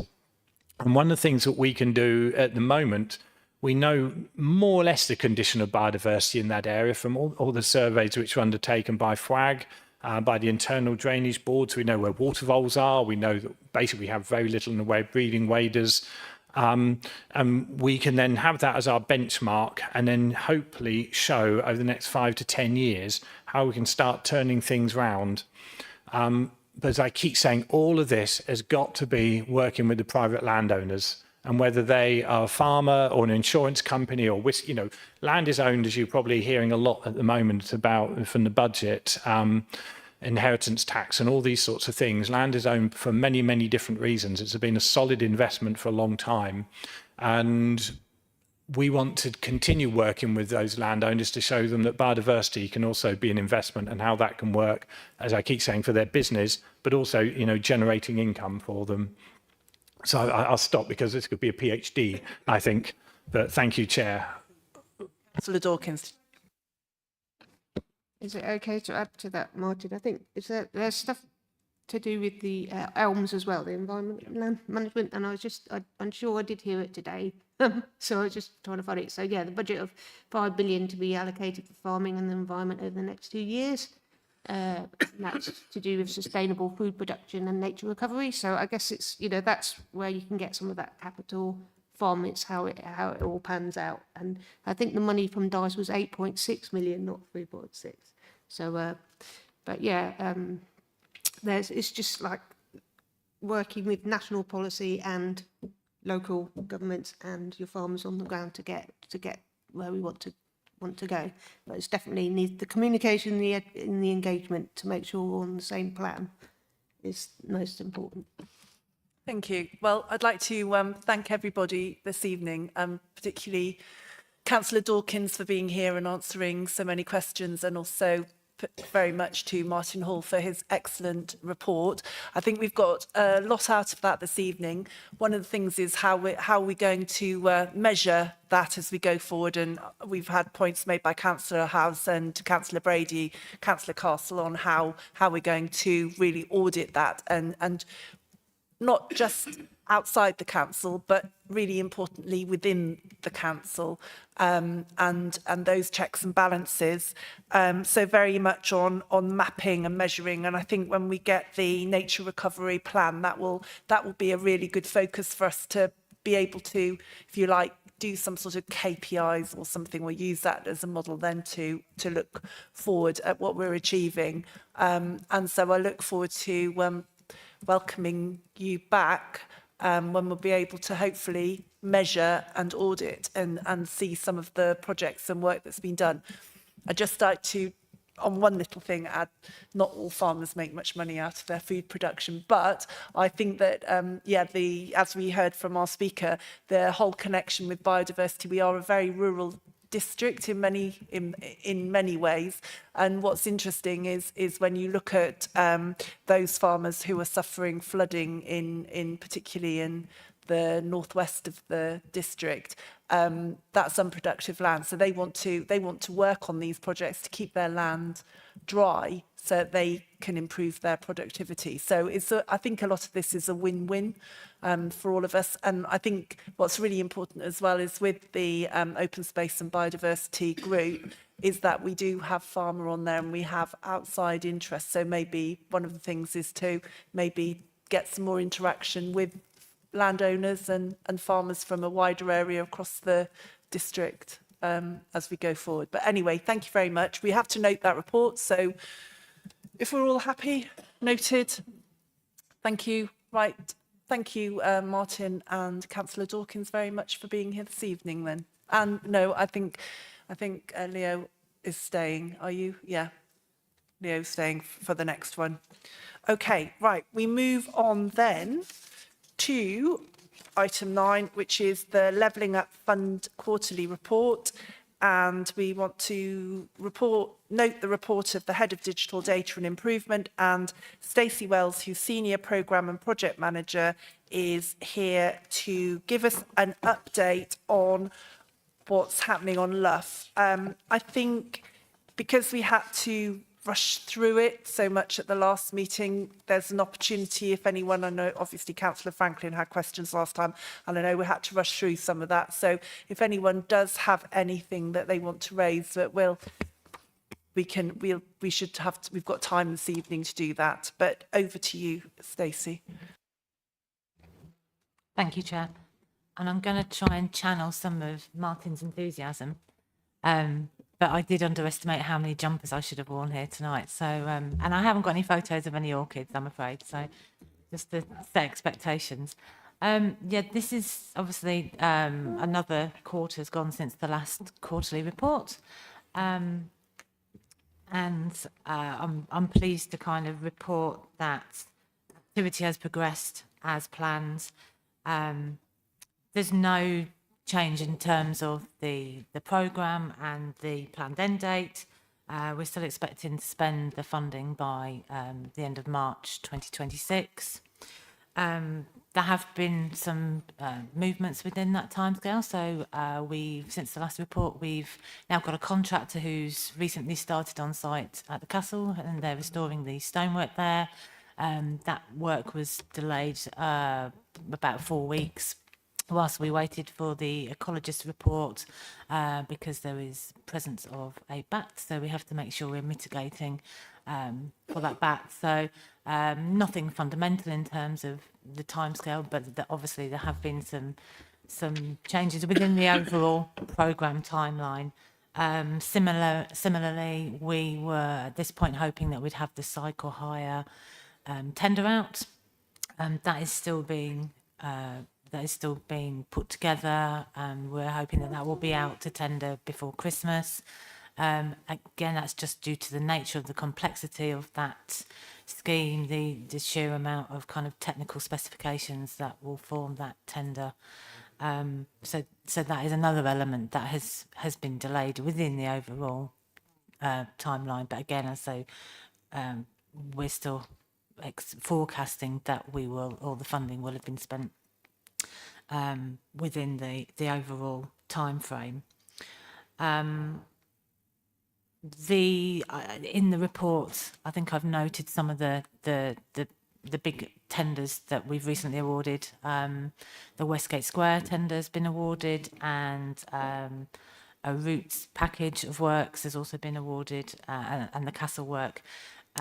Really positive in terms that we're happy with the contractors that we've appointed, and that the tenders have come in within budget.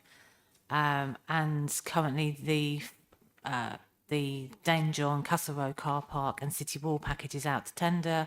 That is estimated at £4.5 million worth of activity. So once we have the tenders back for that, that will be a really critical milestone in terms of getting a contractor on board, reviewing the budget. Because of the amount of tenders that are are now going out and being awarded. We are constantly reviewing the budget, and it's providing a lot of more certainty, because we are now getting to the phase where we are contractually committing for various sites. We have contingency pot as well that it is allocated and weighted based on the risk of each of the tender packages. So where there is a site where there could be a lot of archaeology, once they get on site, there will be more contingency allocated to those works. So it's based on also things like if the types of materials that might be used, whether just to mitigate in case there's shortages or things that might come up. So it depends on the site. And that contingency, as I say, is broken down and allocated. And as work start on site, we will be able to kind of review and release those and move it around as it's needed across the overall project. Just linking to Martin's presentation, obviously you've had a focus tonight on biodiversity. You might note in one of the areas where we've allocated funding is around Kanenko and ensuring that they've got the right equipment to be able to maintain the gardens when that landscaping work's been done. So Martin is a key part of the core team, and we want to make sure that we've got the funding to enable Kanenko to maintain the sites and also provide them with the training to be able to do that. I think one of the questions at the last report was you wanted a particular focus on Westgate Square. So there's a section on Westgate Square in the report. As I mentioned, that has been out to tender, and we have recently got an artist's impression of what that site is going to look at. We had a newsletter that went out at the end of last week, and that showed an artist's impression of what Westgate Square will look like based on those technical drawings. We'll also be using those artist's impressions to well, as part of the stakeholder engagement, but also when we start on site, to be able to put panels up to show people why there is the disruption across the city. So we've got the Westgate Square and Dane John Gardens artist impressions literally came in last week, but we've commissioned more for all the major sites so that we can share those with stakeholders and really bring to life the impact that the work will have. In terms of stakeholder engagement over the next quarter, we've got a stakeholder engagement day during December, which will focus on the storytelling and the interpretation. We have Simon Leach Design is our consultant who we've engaged with to design and put together the interpretation on the Story Garden sites. They did some initial work with stakeholders, gathering stories a few months ago. They've come back with some initial designs, and that session is designed to look at not only the stories that we want to tell and kind of principles behind that, but also the tone and how that's told.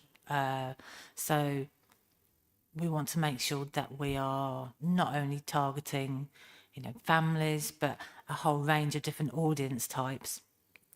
So that's coming up.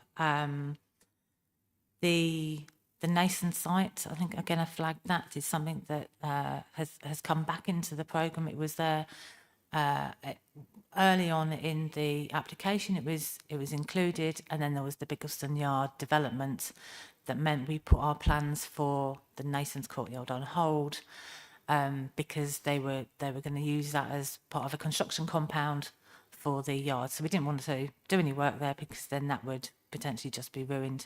Now that development has fallen through, we've picked that the designs that we had at Reba 2 for Nason's Courtyard back up, and have the designers have been progressing those designs.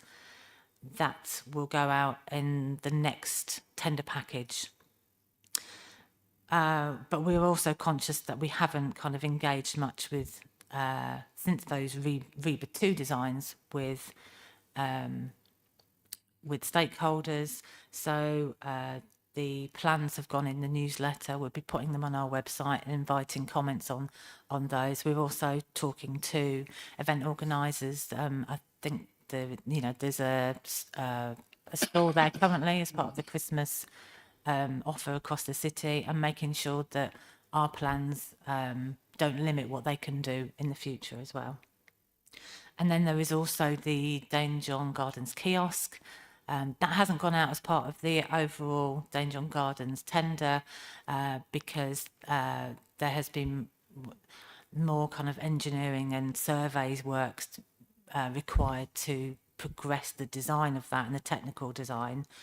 Again, we're conscious that that is something we need to go out to and share the plans more widely and get some feedback. So once we have the REBA 4 design specifically for that kiosk, again, we'll be sharing that and getting their comments on that. I think that's probably all I need to say. If I say I welcome comments, there's lots of bits that I could go on about, but I'm not going to. Thank you very much, Stacey. Yes, Councillor Castle first, and then I'll come to Franklin. Yes, okay. Thank you, Chair. Just maybe a question or feedback. I love bus shelters, and I remember a question a few meetings ago about the bus shelters. I noted that obviously nothing can happen now. The bus station's going to get a deep clean. The only concern I had is quite a large amount of money has been set aside for contingency. It's just quite disappointing when we're trying to have a bus-led strategy that so much money is now being put for if things go wrong elsewhere. Is that expected? Is that why? Just sort of really, because it's a big number. It's 615,000. I just would like to maybe see more of that. I know maybe it's not in this report, but spent on the bus station because it is quite depressing. I think most people would agree. And it's just that feels like a massive change. It's a bit of a gateway to the city when people arrive on public transport. Thank you. Yeah, and I think it's a constant moving feast really in terms of the budget, and it would be dangerous to kind of allocate funding at this point until we've got those big tender packages back. And as I say, we're reviewing the kind of risk for each site. We've got like a short list of things that people have said, oh, can you do this? Can you do this? All that align within the overall LUF programme. For instance, there's the Roman Tower, isn't it? That's part of that. And that is completely run down, isn't it? There's quite a quick win there, actually, in terms of making that look better as well. So we do have this kind of short list of things. Solar panels on car parks is one of the things we were asked to look at.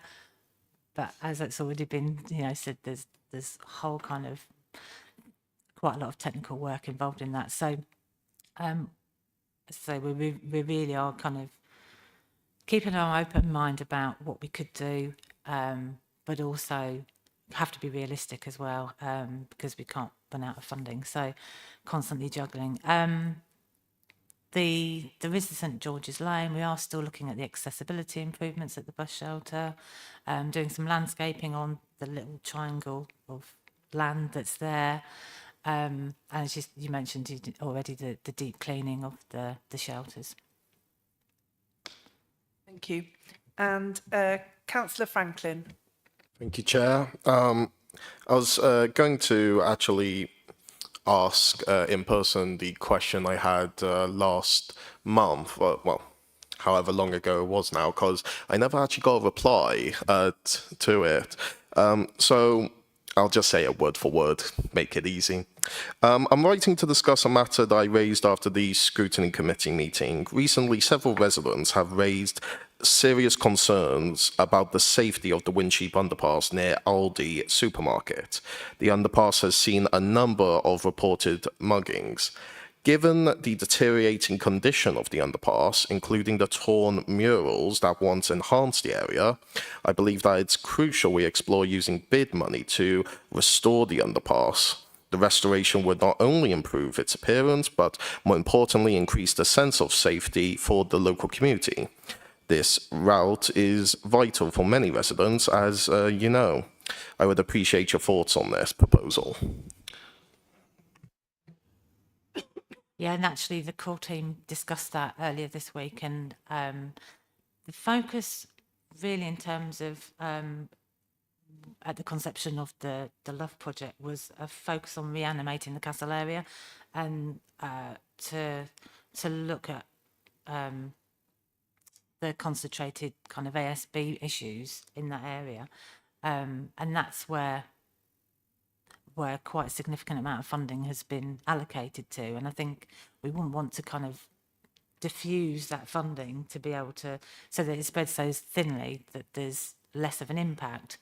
But what I'm going to do is talk to the CSU team about get the costings for the section, you know, the underpass that you talked about, get an idea of how much it would cost, and then add it to that contingency list. Thank you, Chair. Yeah, hear you loud and clear. You know, I just really want to emphasise that, of course, if we're restoring the castle, you know, it, in my mind, seems a bit balmy that one of the crucial routes in order to get to the castle is so damaged and is a reporting of crime, you know. So if we can work on this and actually bring it back to proper status, you know, it would, I think, enhance the long-term longevity of the success of the castle reopening.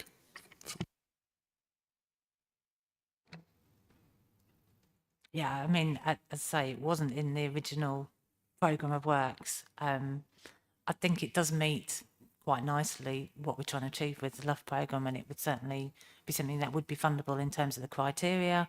It sounds like it's quite a quick win in terms of being able to deliver with the time frame. So, I think, as I say, we'll look at the costs and put it within that kind of the list. I would imagine in terms of prioritising within that list, it would be quite high up. So that if there is funding that can be looked at. When we make those decisions, it will go through the governance of that contingency fund goes through the project board.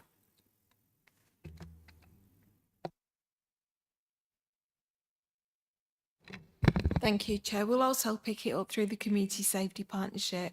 So it was a community safety partnership project that put the mural up in the first place. There is good CCTV coverage of all of the underpasses. So from a safety security point of view, you know, that there is good CCTV coverage, which is positive. But I will pick it up with the Community Safety Partnership as well. Elish. Thank you, Chair. Excuse me. It's just on contingencies, and my apologies if I miss it in the report, but you put contingencies in terms of money, but not in terms of time. So we've got sort of March 26 is our deadline. And my kind of query is, you've already, during your report, said a number of the delays, for instance, Nations and so on, is putting programmes back. I'm not quite sure why you carry on work with Nations that may actually get developed afterwards and ruin the work you've done, but that's another question. So the funding that you're putting aside in terms of contingency, will that enable the works to be completed if we get to the point in 26 where the work hasn't been done and the government then starts to take the monies back? Does it make sense? So how if we don't make the deadline, what contingency have you put in to ensure that projects that you already started can actually be finished? Yeah, and is that part of the funding contingencies that you're building?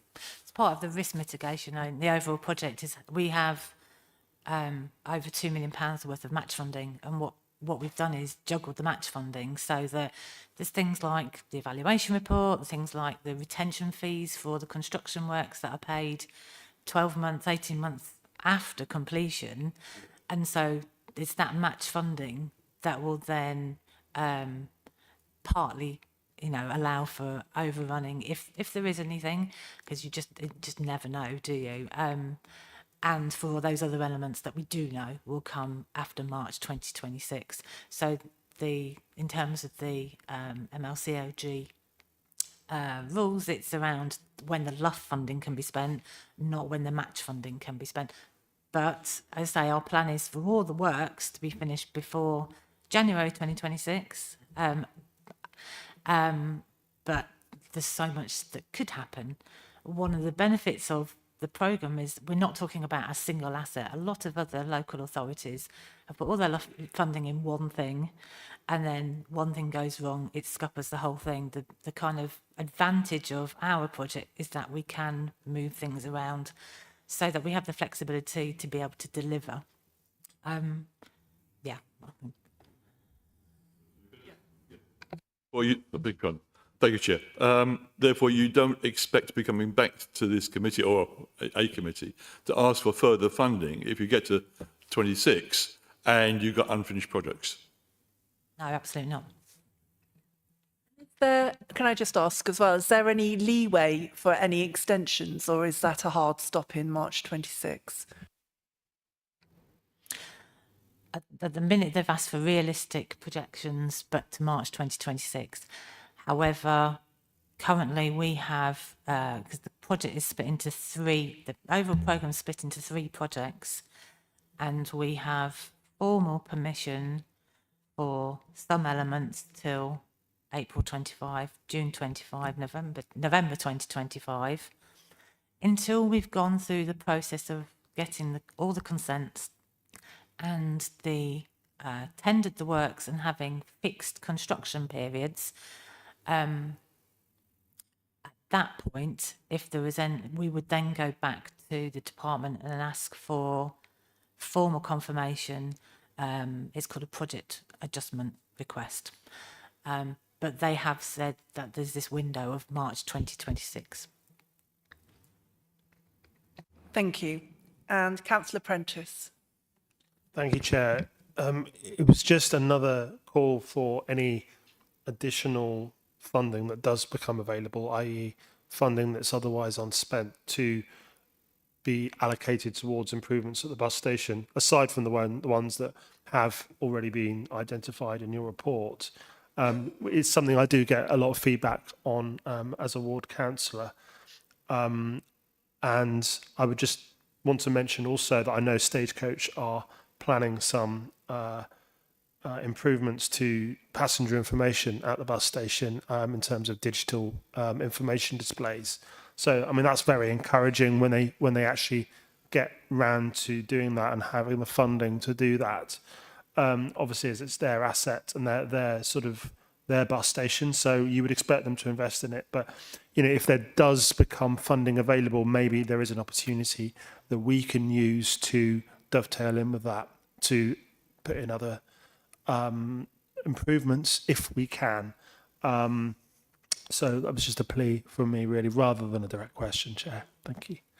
Thank you. And Councillor Thomas. I think I have a question and observation, I think. The question is the installation of the statue outside the Beanie at £15,000. That seems rather excessive amount of money. I'm sure it's justified, but it just seems a lot of money. The other thing is, if I've got it wrong, you were saying that the castle is going to, because of the bat situation's been resolved somehow now, we can start moving forward on the castle. Is that correct? On that case, I mean, we're just about to hit. I mean, you can't lay plaster under 5 degrees. So it's. I don't suppose you better start work until March, if you're lucky. Has that been, you know, thought about and concerned about? And also, is the actual repairs on that site a fixed cost to the builders, for want of a better word, the contractors? Is that a fixed fee now? So if they delay, there's not going to come back in 6 months' time and go, well, we couldn't get it all finished because of the weather. There's an additional cost on top of that. Thank you, Chair. I might get into trouble if I get into too much detail, because it's definitely not my area of expertise. And, you know, we have a building surveyor who is leading that contract work as you know, as they're the specialist. But it's definitely a fixed fee. So if there are delays, then that wouldn't mean extra cost, you know, if it was because of the weather. And obviously, it is a known that the weather can impact and is likely to. So that is all built into the time frame that it's due for completion middle of July next year. Oh, the plinth, yes. The Alphabem statue was commissioned by the Canterbury Commemoration Society, and they have funded the actual statue, and the Luff funding is paying for the laying of the foundation, and the structural engineer that has completed their work now. The foundation has been set. It's a difficult site. It's unbelievable, really, the amount of technical expertise needed, because we had to have a test pit. Underneath that, they found what they think is the entrance to the stairs down to the entrance to the old pub that used to be underneath there. There is a structural wall to the beanie basement. And so it's around ensuring that if a vehicle hits the statue once it's up, the structure is solid enough to be able to take that, and having the vehicle mitigations in place. And hence that is why the cost is quite a lot, because of the structural engineer advice and the amount of foundation underneath the surface that has had, yes. Thank you. Well, let's hope no one crashes into it. You could always put some bollards around it. Councillor Carr Ellis. As there is only one statue to a woman in Canterbury so far, I happen to think £15,000 is well worth getting a second statue to a woman in. My question is sort of a follow-up, or ties in with Councillor Mellish's. It says in the report, and forgive me if this has been mentioned before, but some of the problems or challenges are around the consent processes, and that 10 of the 13 sites require scheduled monument consent from Historic England. And then also we have to go to the Department of Culture, Media and Sport. What sort of timelines are we talking? How confident are we that we will get these consents? And what is the plans if we don't for any of them?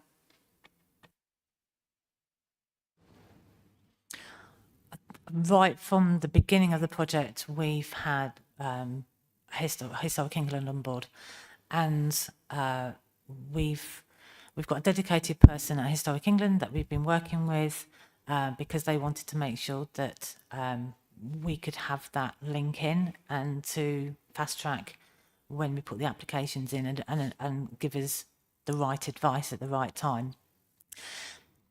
Right, again, they've been around all the sites, Historic England, with HTA, who are the designers.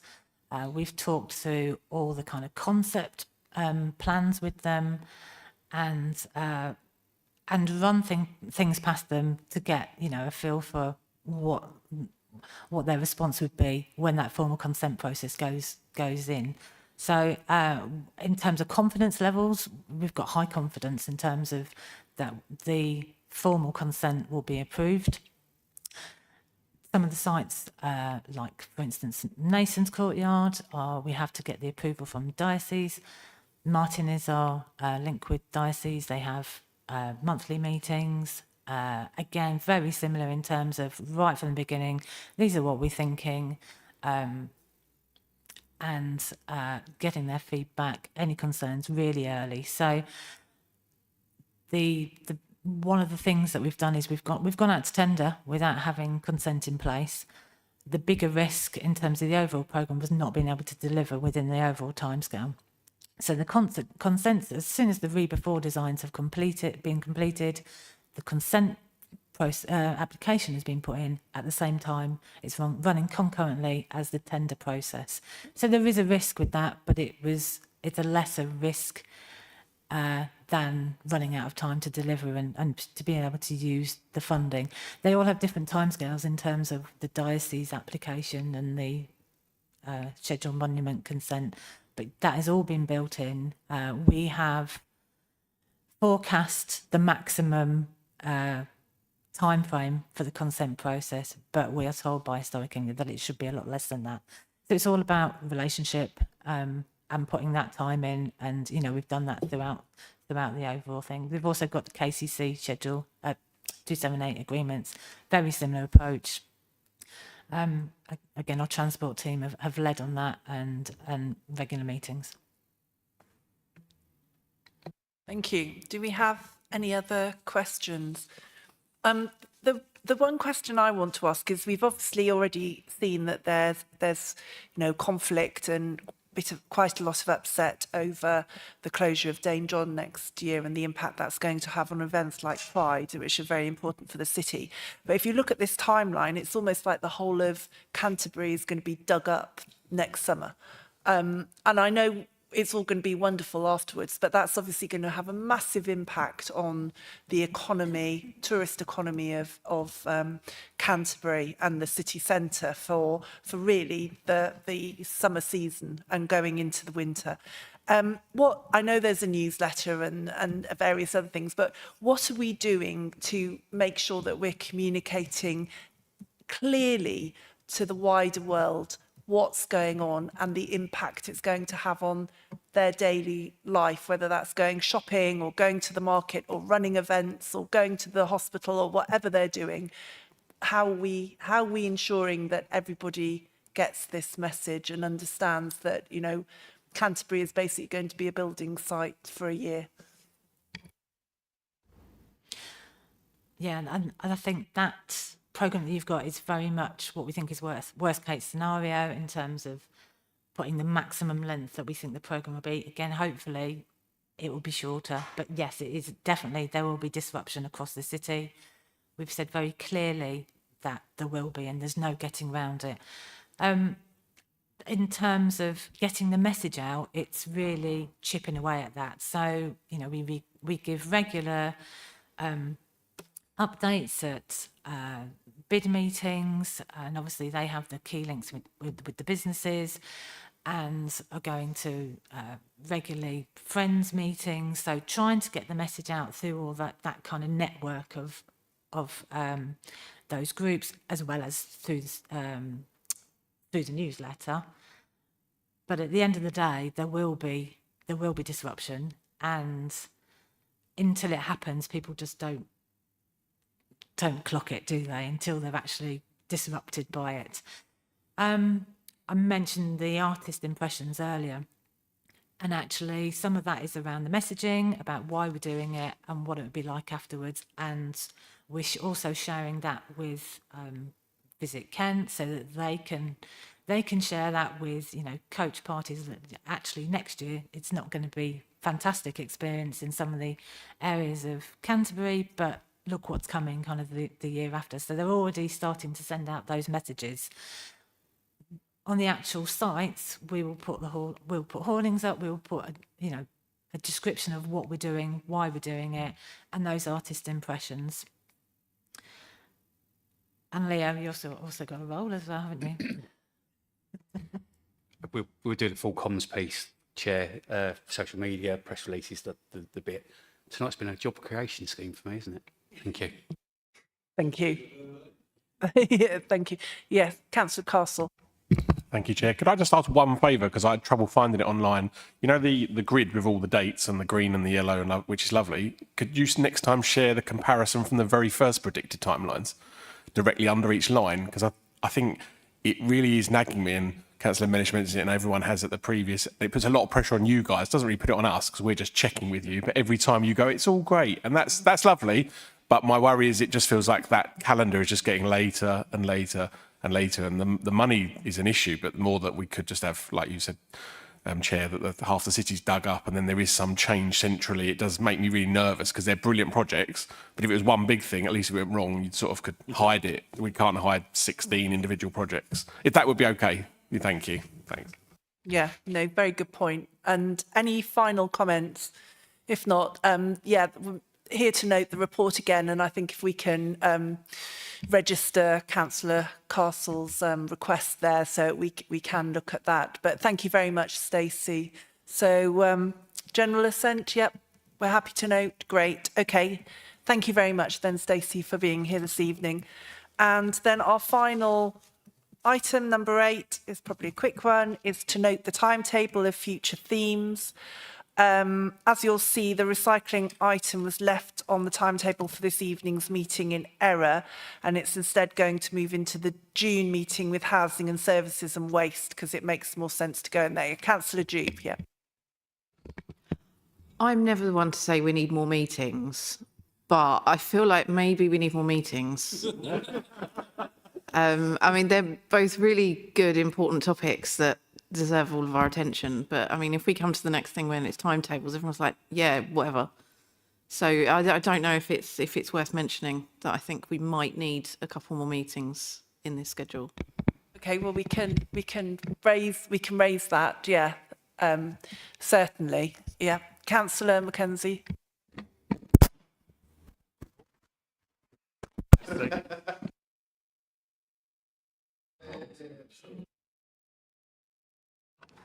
I wouldn't usually agree with a point like that, but I do notice that the absence of enforcement, which I assume would be included in housing and services, but I do feel like a theme on enforcement and community safety deserves its own theme in its own right.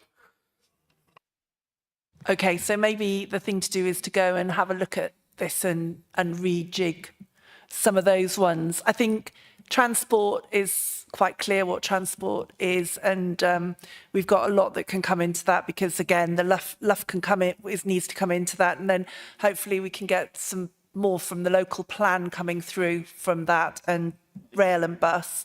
But yeah, housing and services looks a little bit maybe.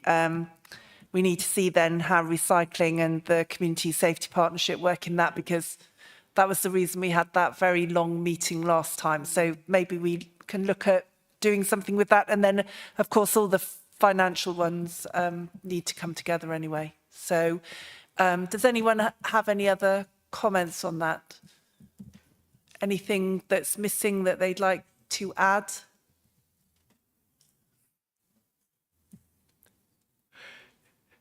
Nope, we're all okay. We're all okay then on those reports. And if there's anything else that comes up, like LUF came into this one, and we can always see what's happening at the time and add those in.